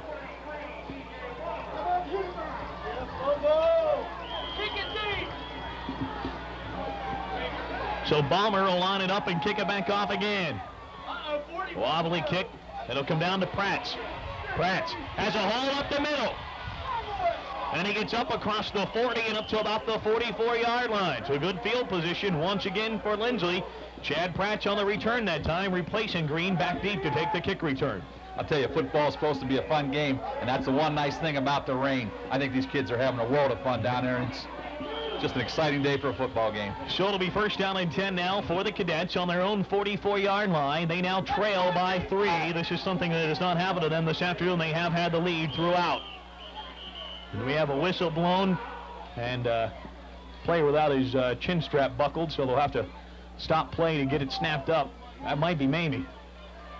I think it is. He doesn't care if that chin strap's buckled or not. He probably doesn't care if he has a helmet on out there. Just let him play. That's the kind of player that Richie Mamie is. He just wants to go out there and make some hits. First and 10 now on the 44. We'll pitch it to Drummond. Drummond with a hole. Gets to the far sideline. Carries tacklers up to about the Big Reds 46-yard line, and that should be close to a Linsly first down. There you see the power of Ed Drummond that time as he carried a couple of players on his back. I'll tell you, Eddie's a fine-looking running back. We've alluded to the fact that he's only a sophomore, and I'll tell you, he's going to be a Division I recruit before he's done for the Cadets. Mike Anthony's down there. They're working on Matt Green right now. And after this play, we'll go down to Mike Anthony and see. Well, they're checking the far side right now, and they have the first down. Let's go down to Mike Anthony real quick, who's down there by Matt Green. Mike. Well, Scott, the trainers are looking at me, shaking their head, know that he's not coming back in. It's his knee that's banged up. They have ice on it. Of course, I asked Green. I said, Green, you coming back in? He's on his head, yeah. But the trainers are saying no. So it looks like he's banged up pretty badly. He's got mud all over his face. This kid's a warrior. And if there's any chance at all that he can get back in there, he'll get back in. But I don't think the trainers are going to let him. That's it from down here. I'll go check in with you a little bit later. Okay, Mike, thanks for the update. The first down play, the inside handoff that time, and a short gain up inside. I think that was 33, Pritt. Yeah, there's Matt Green. We see him once again, but we got this replay here.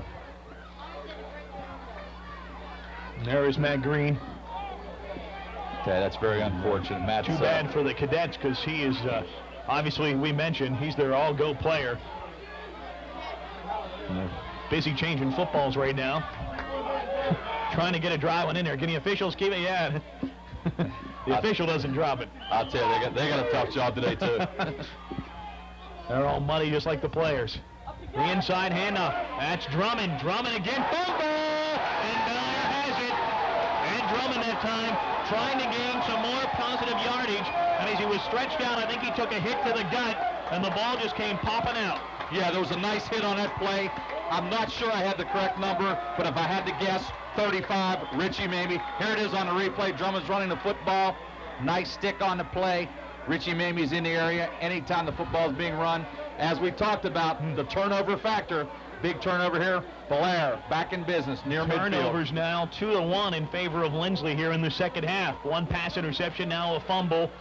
And that's not what the Cadets want at all. The mud continues and the puddles continue to get deeper here at Nelson Field. In the middle of the field continues to get even worse. All the way stretched from about the 30 to the 30. The middle of the field is bad and full of puddles. Mamie, he doesn't care about any of that mud, just give him the ball and let him go. The handoff works up across the 40 to about the 42 on the first down carry. And that'll be about a 5-yard gain on first down, and we'll call it closer to about 4, and we'll call it 2nd and 6.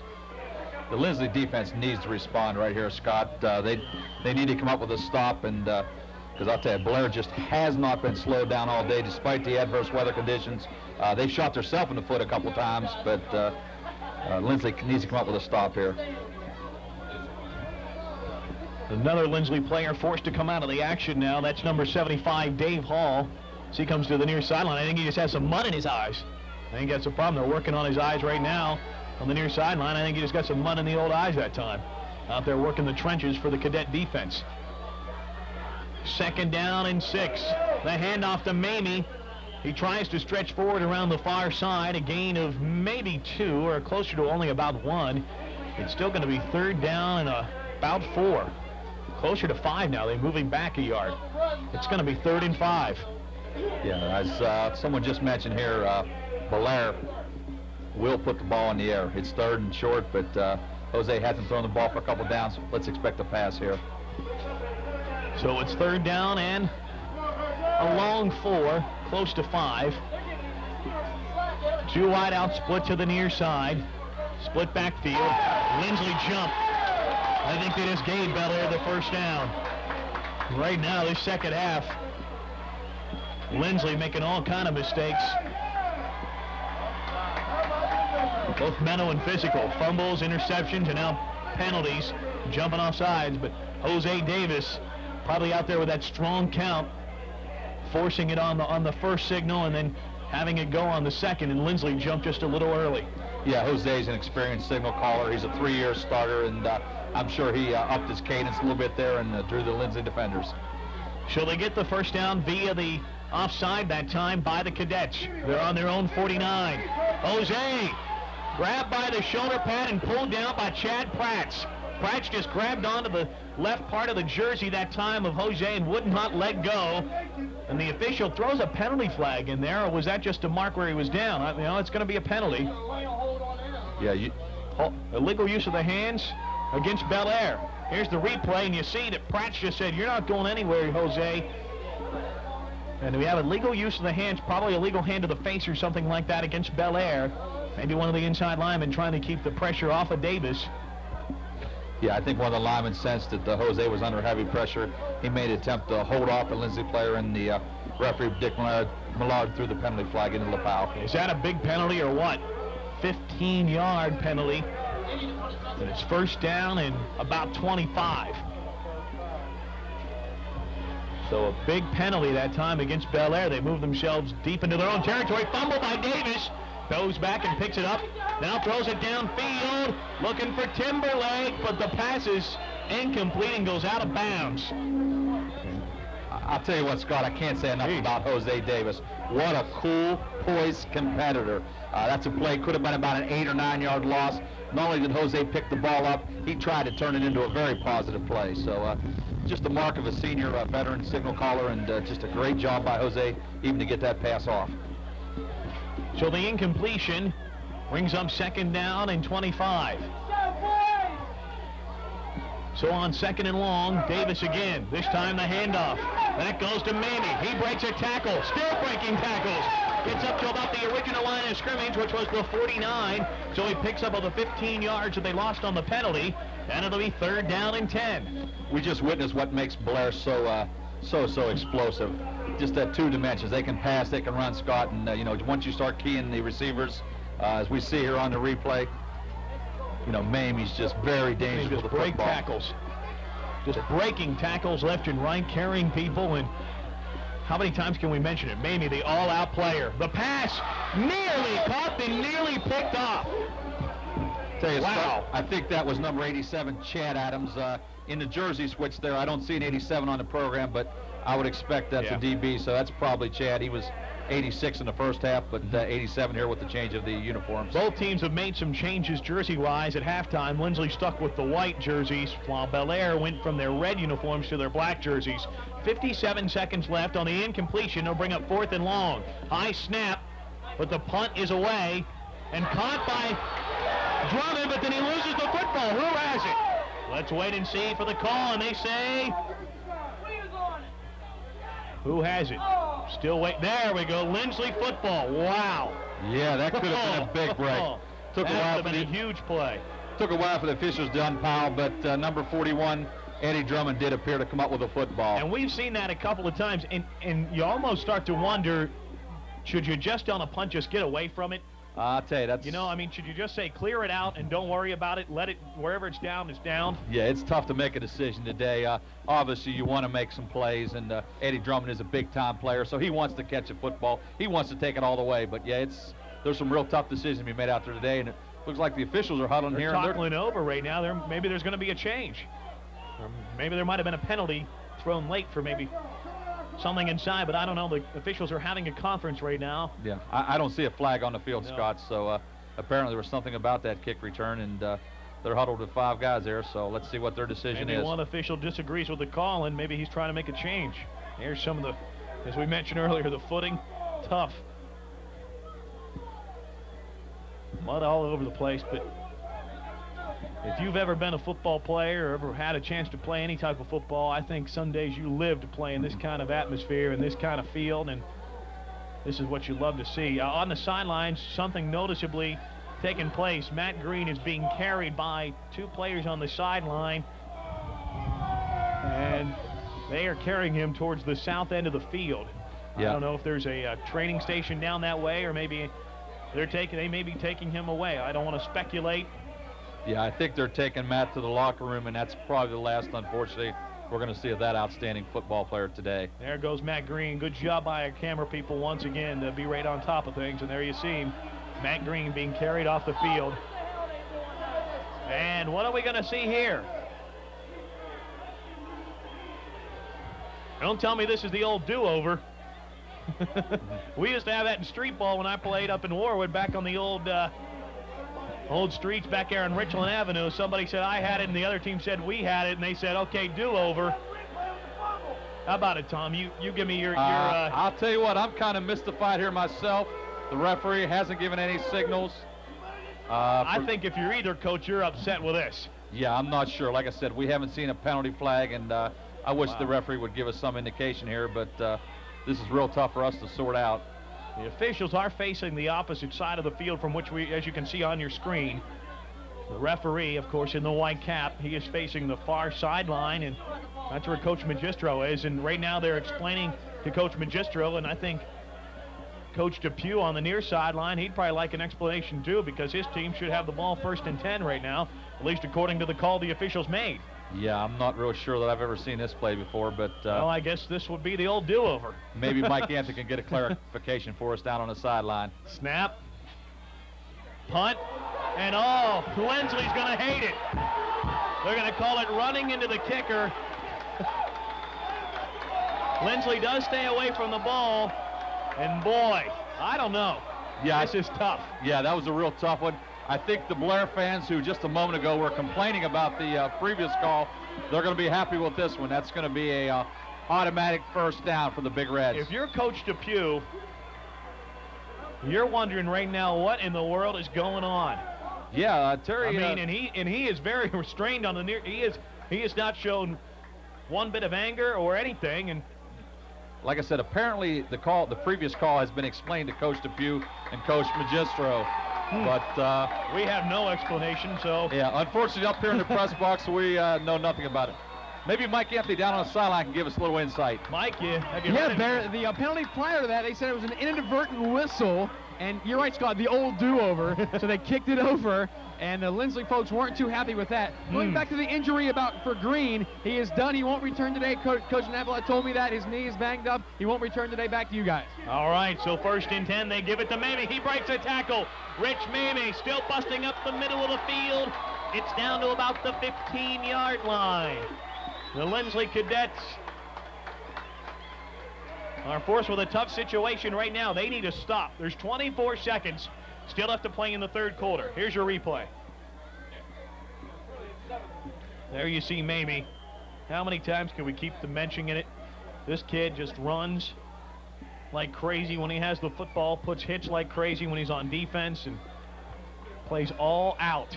He's just an outstanding player. Every time he touches the football, 6 yards a carry. When he catches a pass, it's about 18 yards a catch. So he's very explosive. I'd like to thank Mike Anthony for that explanation there, the old inadvertent whistle. No official likes to see that call, but unfortunately it does happen, especially on this wet turf. That's tough, especially for Linsly. But that signals the end of the 3rd quarter of play. Right now, 24-21 is our score in favor of the Bellaire Big Reds. Let's go back down to Mike Anthony. Mike. Hey, thanks, Scott. Down here with the 1995 homecoming queen, Emily Fetters. And sort of a bad day for your homecoming, but it paid off a little bit when you won, right? Yeah, it did. It's a great honor by my classmates picking me homecoming queen. Okay, and I know with these bad conditions you have this dress on, you're freezing down here. I appreciate you taking the time to stop over with us. You got a couple of attendants here you want to say hi to, and thanks. Yeah, thank you very much. This is Jackie and Tiffany, my attendants. And you can't leave out this guy. This is our best teacher in the world, Mr. Mike Dossie. All right, a bad day. Have fun at the dance tonight. Congratulations, 95 homecoming queen. Back to you, Scott Noldy, upstairs. Okay, and we mention it all the time. Usually Gino Startari's the guy hanging out with the beautiful young ladies on the sideline. This time, Mike Anthony. Yeah, he was complaining about that sideline assignment today. It's kind of wet, but I'll tell you, he's got a great big smile on his face right now.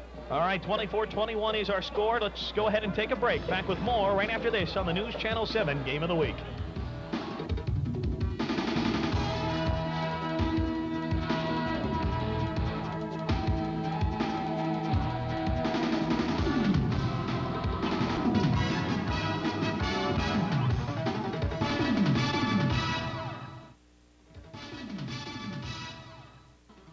Of Nightbeat provides you with at least 11 minutes of news, plus John Dominic's first glimpse at tomorrow's weather.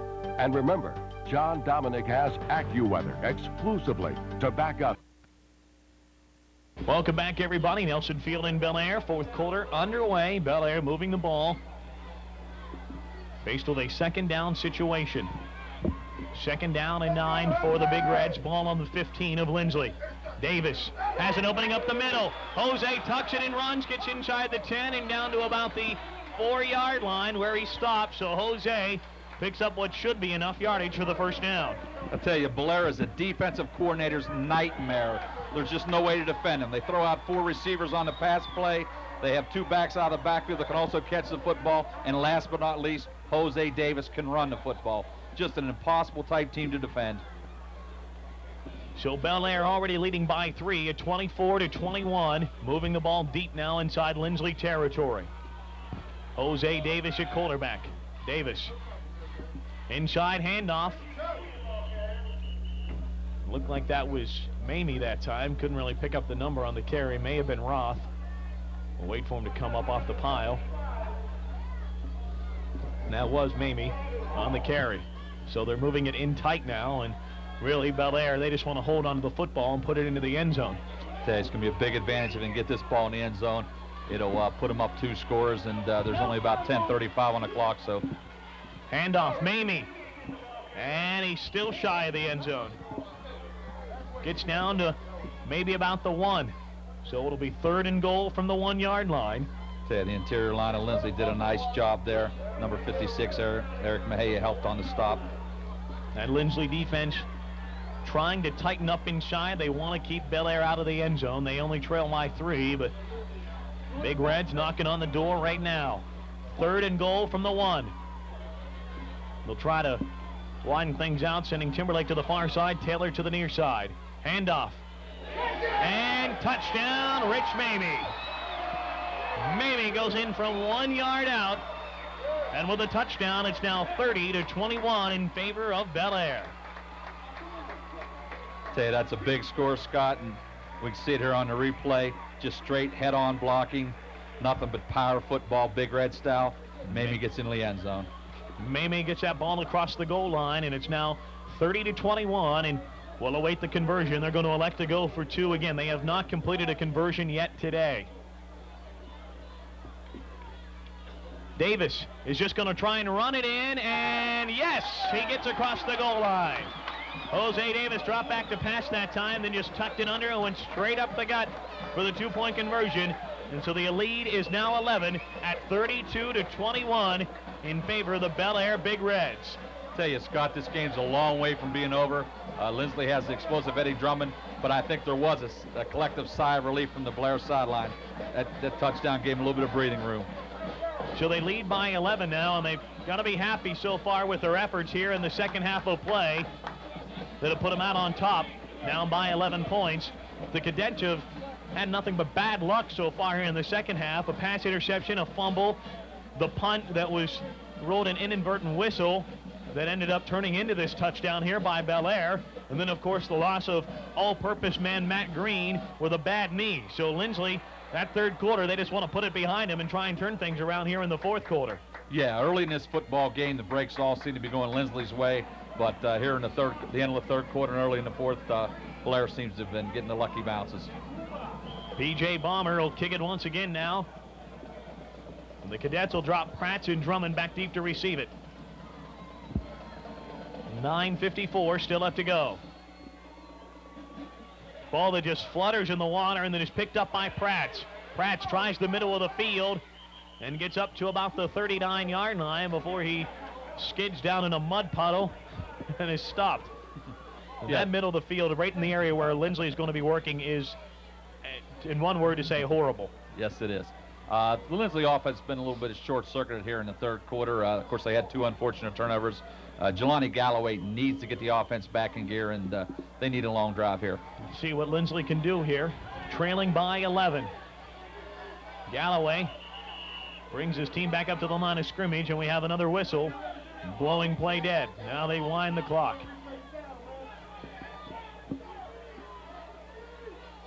Galloway, handoff, Drummond.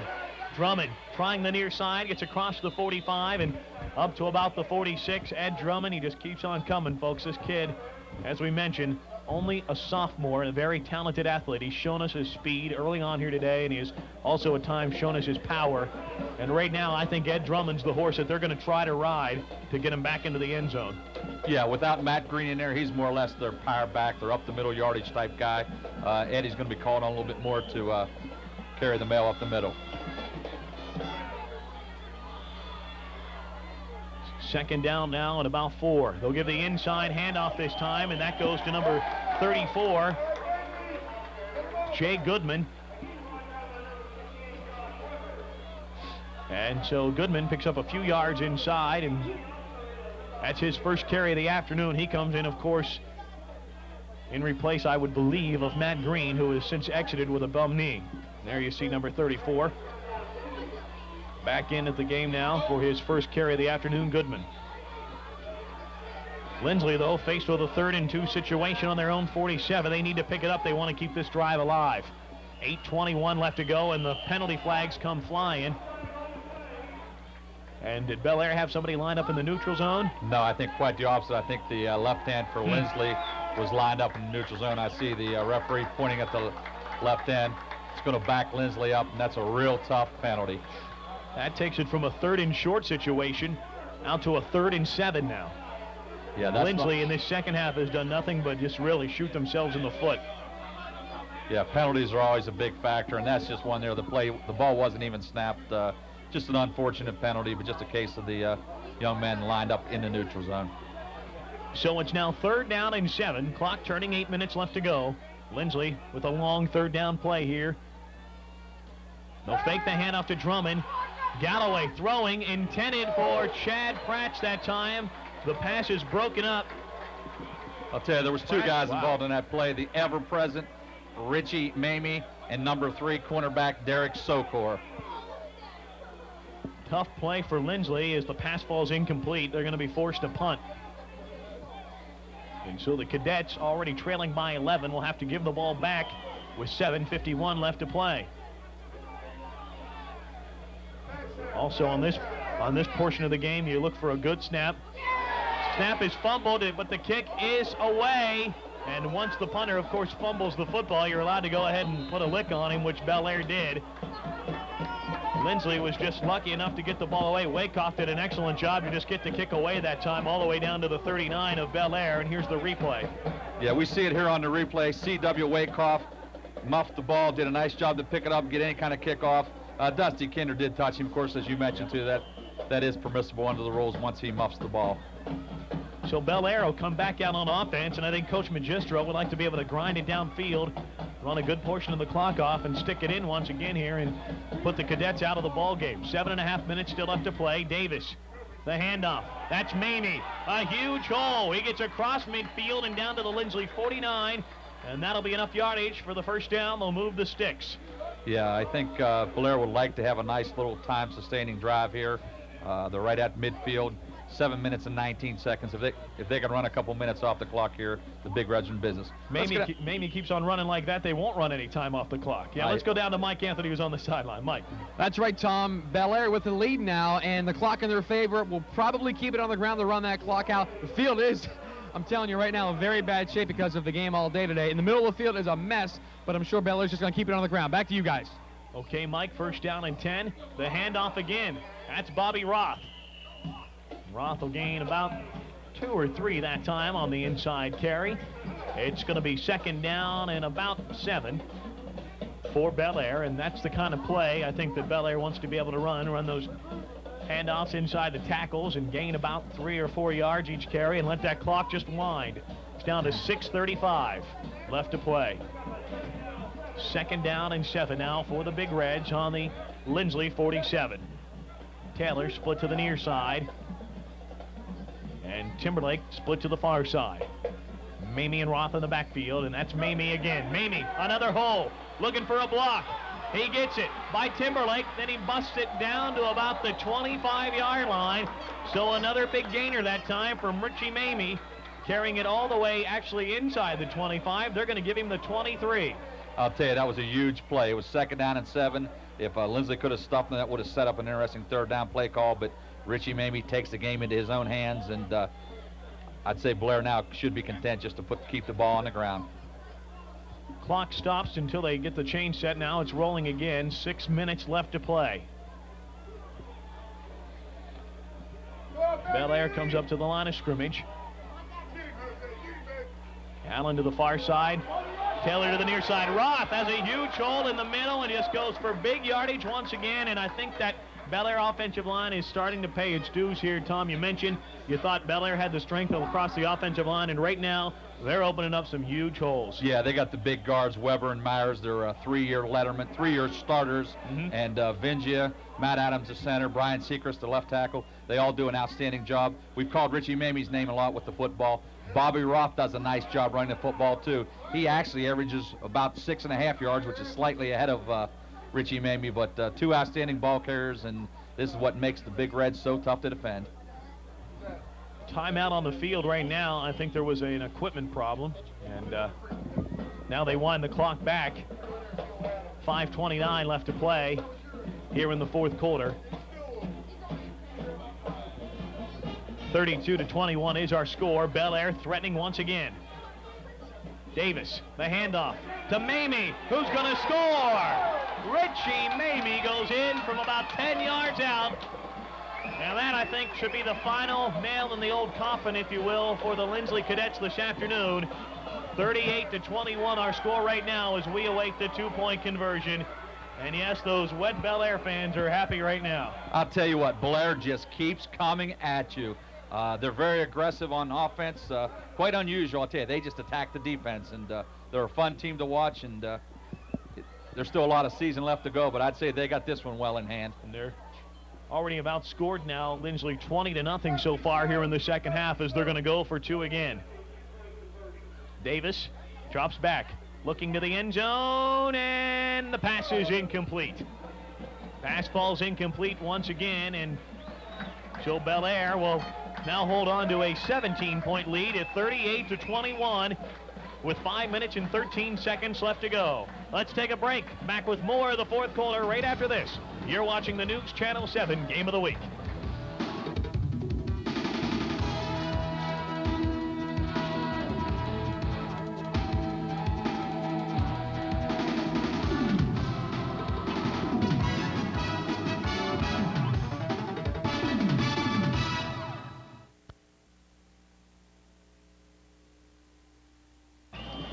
Welcome back, everybody, to Nelson Field in Bellaire. What an afternoon. Kickoff by the Big Reds, and Ed Drummond takes it deep in his own territory, looking for a block. Ed cuts back up inside. He's got a hole. Ed Drummond trying to get to the near sideline, gets away from another tackler, and wow. He is a talented athlete. Wet turf or whatever, this kid can run, folks, and he was showing it once again. And Tom, I'm going to bet you if that turf wasn't wet, he probably would have cut it up and he may have gone. I'll tell you, he's exciting. Even under extremely trying circumstances, Eddie just about broke out one, and I'll tell you, he's fun to watch. Scott, we're really fortunate. We're watching 2 outstanding teams here today. 2 weeks from today, we got Ironton Bellaire and Linsly Wheeling Central. Those should be 2 great football games. Should be fantastic games, and of course, News Channel 7 proud to bring you some great high school football action this week. Linsly making the change at quarterback. Pratt is wide open, but the pass falls incomplete that time. Plumby, that is, now in a quarterback. Rob Plumby, number 12, and somebody get Chad Pratt's a towel. Let's go down to Mike Anthony, who's on the sideline. Mike. I'm on the Bellaire side, and the crowd is going nuts over here, Scott. Talking to Jose Davis just a minute ago. Don't think he'll come back in if Bellaire gets back on offense. No need to put him back in now. He's over here talking to Jerry Amarante about homecoming tonight. They are getting fired up, and they smell a victory here at Nelson. Back to you guys. All righty. 2nd down and 10 now after the incompleted pass. And Coach Depew now giving Plumby a chance at quarterback.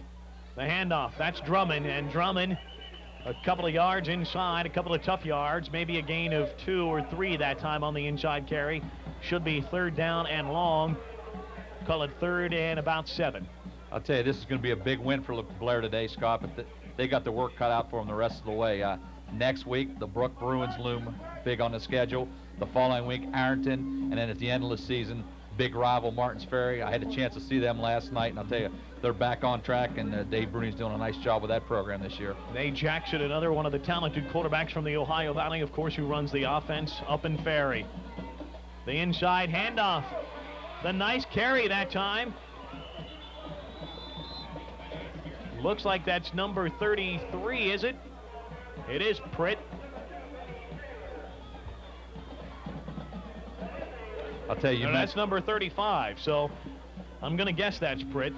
We don't have a 35 on our roster, but if he changed his jersey at halftime, maybe he did go to 35, but unsure. But that kind of did look like the running style by Pritt, because they're all 34 is in the backfield. That it would be Goodman, so we will guess that 35 is Pritt. But a nice carry that time, just running over top of people.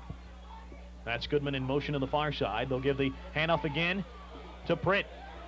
Gets across midfield to about the 49-yard line. And so a gain of about 2. And it'll be 2nd down and 8.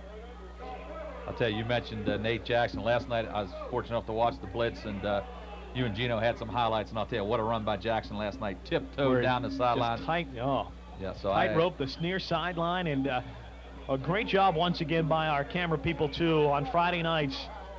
That show would not be possible, folks, without the efforts of the Friday night crew that we have, not only camera people, but everybody behind the scenes. And as always, we pay great respects to those people. Pass, they're going to say incomplete. Ugh. Yeah, that was a good call by Dick. I think he was moving his arm forward. Yeah, he was attempting to throw the football. Unfortunately, it was slippery and slid backwards, but Plumby was making an attempt to throw the ball forward, and Dick Millard, once again, right on the scene, rolls incomplete pass. So it brings down 3rd down and 8 now, and Mike Anthony back on that far sideline. You enjoying yourself or what? Oh, yeah, you guys say Gino has the best life. It's a mess today, but I'm enjoying this down here. Tom wanted me to mention earlier that these are the 2 Ohio Valley schools that have 2 current NFL players. Of course, Galloway from Bellaire and Willie Clay from Linsly plays with the Detroit Lions. Pretty interesting tidbit. 2 NFLers from these 2 schools. Back to you guys. And maybe, who knows, someday maybe you'll see a guy like maybe an Ed Drummond or a Jose Davis. Those guys could be playing in the big time one day. They definitely have the talent, or who knows, even a Rich Mamie who just goes all out.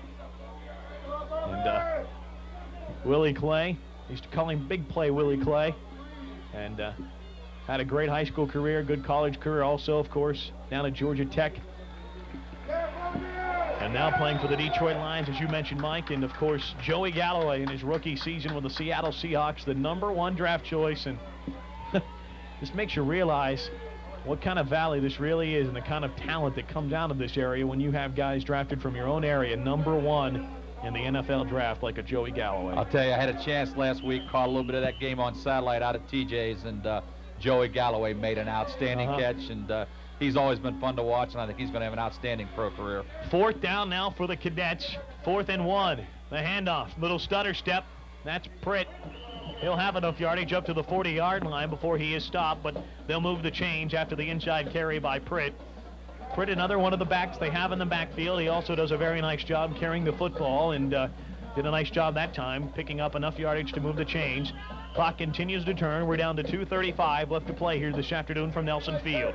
I'll tell you, Linsly's record is going to drop to 4-3 here today, but they just play an unbelievably tough schedule for a single-A school, and the road doesn't get any easier. Next week, I understand Kiski Prep has an outstanding team. We see Drummond break loose there, picks up the 1st down. They've got Kiski, of course, they got traditional rival Wheeling Central, and I think they finish out the season with Cameron, but they're only going to be a little bit above 500, but I'll tell you, Coach Depew's done an outstanding job. They have a lot of nice-looking young athletes, and they're certainly an entertaining team to watch. And I think, as you were mentioning earlier, we have several key games coming up throughout the regular season. We can go ahead and take a look at maybe some of the key games. Our News Channel 7 games of the week coming up throughout the rest of the year as they're getting... How about next week, Scott? Valley Lumberjacks. Yep. Longest winning record in the Ohio Valley. Coach West does an outstanding job, and I'll tell you what. There they are. Here's the upcoming schedule. Valley, Bishop Donahue. The Lumberjacks are on their way to Wheeling Island in December. Mark it down, folks. They'll be in a championship game once again. Inside handoff. That's Goodman that time, and fumbled the football, but Linsly was able to get back on top of it. You might have been able to see also on there Wheeling Central and Linsly. That, of course, the, if you will, New City Championship of Wheeling, since Park and Central do not play any longer. So that should be another good one. And then, of course, that Ironton-Bellaire game. And if Bellaire can dodge bullets coming up, they may be undefeated going into that one in about a week or so, 2 weeks. If they can get by Brook next week, and we'll have that one for. That's part of our doubleheader along with Linsly Wheeling Central. And then we round out the season, of course, heading into playoff time with Toronto and Steubenville Catholic Central. The Crusaders also lurking for a playoff berth too this season. Inside handoff again, and not much doing. Pritt the carry again inside. I'll tell you, that Ironton-Bellaire game should be an outstanding one. Ironton traditionally is one of the finest football programs in the state of Ohio. I've had a chance to see him the last couple years. They had an outstanding running back a couple years ago, Jermaine Jackson. He's at Ohio State. He's playing some football up there. Believe me, they'll bring 2,000 or 3,000 fans here to Nelson Field. That's going to be a great day for Ohio Valley football. Of course, Kiva with News Channel 7, your best seat for high school football all year long. Third down and about 4 from the 24. The handoff. That's Pritt again. Pritt carrying people, breaking tackles. He has enough yardage for the first down as he gets inside the 15 down to about the 13-yard line. So there's no quit in Donnie Pritt in this Cadet offense. They're still trying to put some points on the scoreboard here as we're under a minute with 45 seconds left to play. And that's a traditional mark of a Linsly team. They fight to the bitter end, and I'll tell you, these kids, like you said, there's no quit, and just a lot of outstanding young men, and outstanding job by Coach Depew and his staff. Mike alluded to the fact that Bellaire coaching staff has many, many years of experience. Linsly, in addition, almost all these coaches have been with Coach Depew for the last 17 years, and they do an outstanding job. See what they come up here with on 1st and 10 from the 11. Plumby going to throw, has Pratt, and is the pass intercepted? It looked as if Timberlake came up with it, and they say yes, pass interception, Bobby Timberlake. So that'll put an end to the Linsly threat, and it'll also put an end to the game here this afternoon as Bellaire will probably just come out and down it. Here's your replay.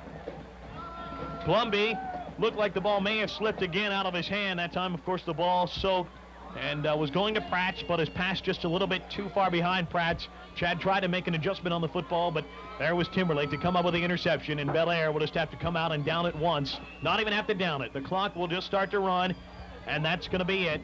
We're underneath 10 seconds to play, so Bellaire will run their record to 7-0 as they head into that big game next week on the road at Bruin Drive against the Brook Bruins. And Coach Bud Billiard, of course, as we mentioned, will have the Bellaire Big Reds back on News Channel 7 in just 2 weeks as they host Ironton here at Nelson Field in Bellaire. That'll be part of our News Channel 7 doubleheader game of the week coming up then. Let's take a break. Your final score once again, 38-21.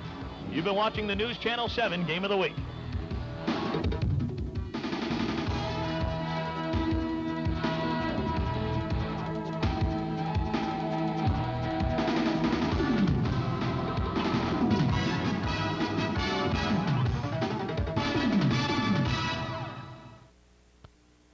Welcome back, everybody, to Nelson Field in Bellaire. There's your final score once again, 38-21 in favor of the Bellaire Big Reds as they now improve now to 7-0 here on 1995. Linsly falls to 4-3, but as we mentioned earlier, a murderous schedule for the Linsly Cadets. And let's go down to Mike Anthony, who has Coach John Magistro. Thanks, Scott. John Magistro down here, another big win for these guys. Yeah, we defensively we didn't look very sharp today, and we come out kind of flat. And boy, I tell you what, I give a lot of credit to Coach Depew and his staff, and especially the Galloway boy. He played under a lot of adversity, and I give him a lot of praise. So much for the wet ground and no points today. 38 for your club and 21 for them. These kids played great with the weather. That's the way it always is. Usually when it's rain, everybody thinks low score, but we try to do some things, and Jose had a hard time gripping the ball a little bit today, but hey, Linsly came and played hard and they always give us fit. Rich Mamie, huge day, 6 TDs. That's Rich Mamie. He responds when the chips are, when the things are going tough, and I can't say enough about all of them. They came back the second half, and because the first half was ugly. Again, congratulations, and go get warm here. Congratulations, Coach Magistro. That's it. Back to you guys. Okay, and of course, Coach Magistro now, I think he'll probably celebrate this win for just a little while, and then it's time to start getting ready for those Brook Bruins coming up just next Friday up there in Brook High School. Yeah, Coach Billiard has really had an outstanding season so far. They have the one loss, which was no disgrace. They lost to Capital, number 1 team in West Virginia. But it's going to be a great one next week, and there's a lot more to come. Let's take a little break here. Okay, we will take a break, and we'll be back with more right after this. 38-21 is your final. Back with more from Nelson Field right after this on the News Channel 7 Game of the Week.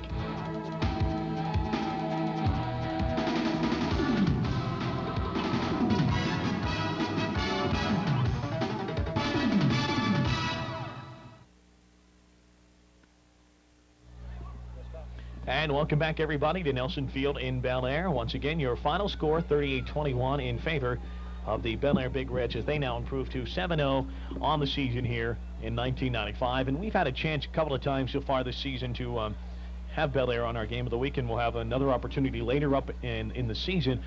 And you know, I think today probably proved more to me than anything so far in the season. I think for Bellaire, they were down, but you just knew that they were going to somehow find a way to come back. Yeah, it was gut check time for the Big Reds today. They've been winning by an average margin of 28 points. Their closest win had been by a 13-point margin. So today they faced a little bit of adversity, including the weather. They were down 14-6, but they hung in there tough. They got some outstanding football players, and they showed the mark of a true champion. They came back and played outstanding football in the second half and held the Linsly explosive offense in check. And of course, we thought the weather would play a factor today. It did in some aspects. Of course, a couple of interceptions, or a couple of turnovers, that is, 1 interception and 1 fumble by Linsly.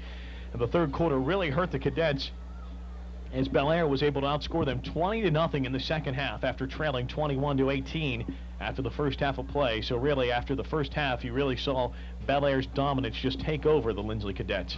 Yeah, well, we knew Bellaire was an outstanding football team, and they have dominated everyone on their schedule this season, so that was kind of to be expected. But to Linsly's credit, they came out, played an outstanding first half, ran out a little bit of steam, had a couple bad breaks in the third quarter, but I'll tell you, just an exciting game, Scott, and we couldn't ask for a better ball game considering the weather conditions. And as we mentioned, another big game coming up next week for the Bellaire Big Reds. They'll go on the road to Brook to battle the Bruins, up at Bruin Drive, that is, and that should be a good game once again.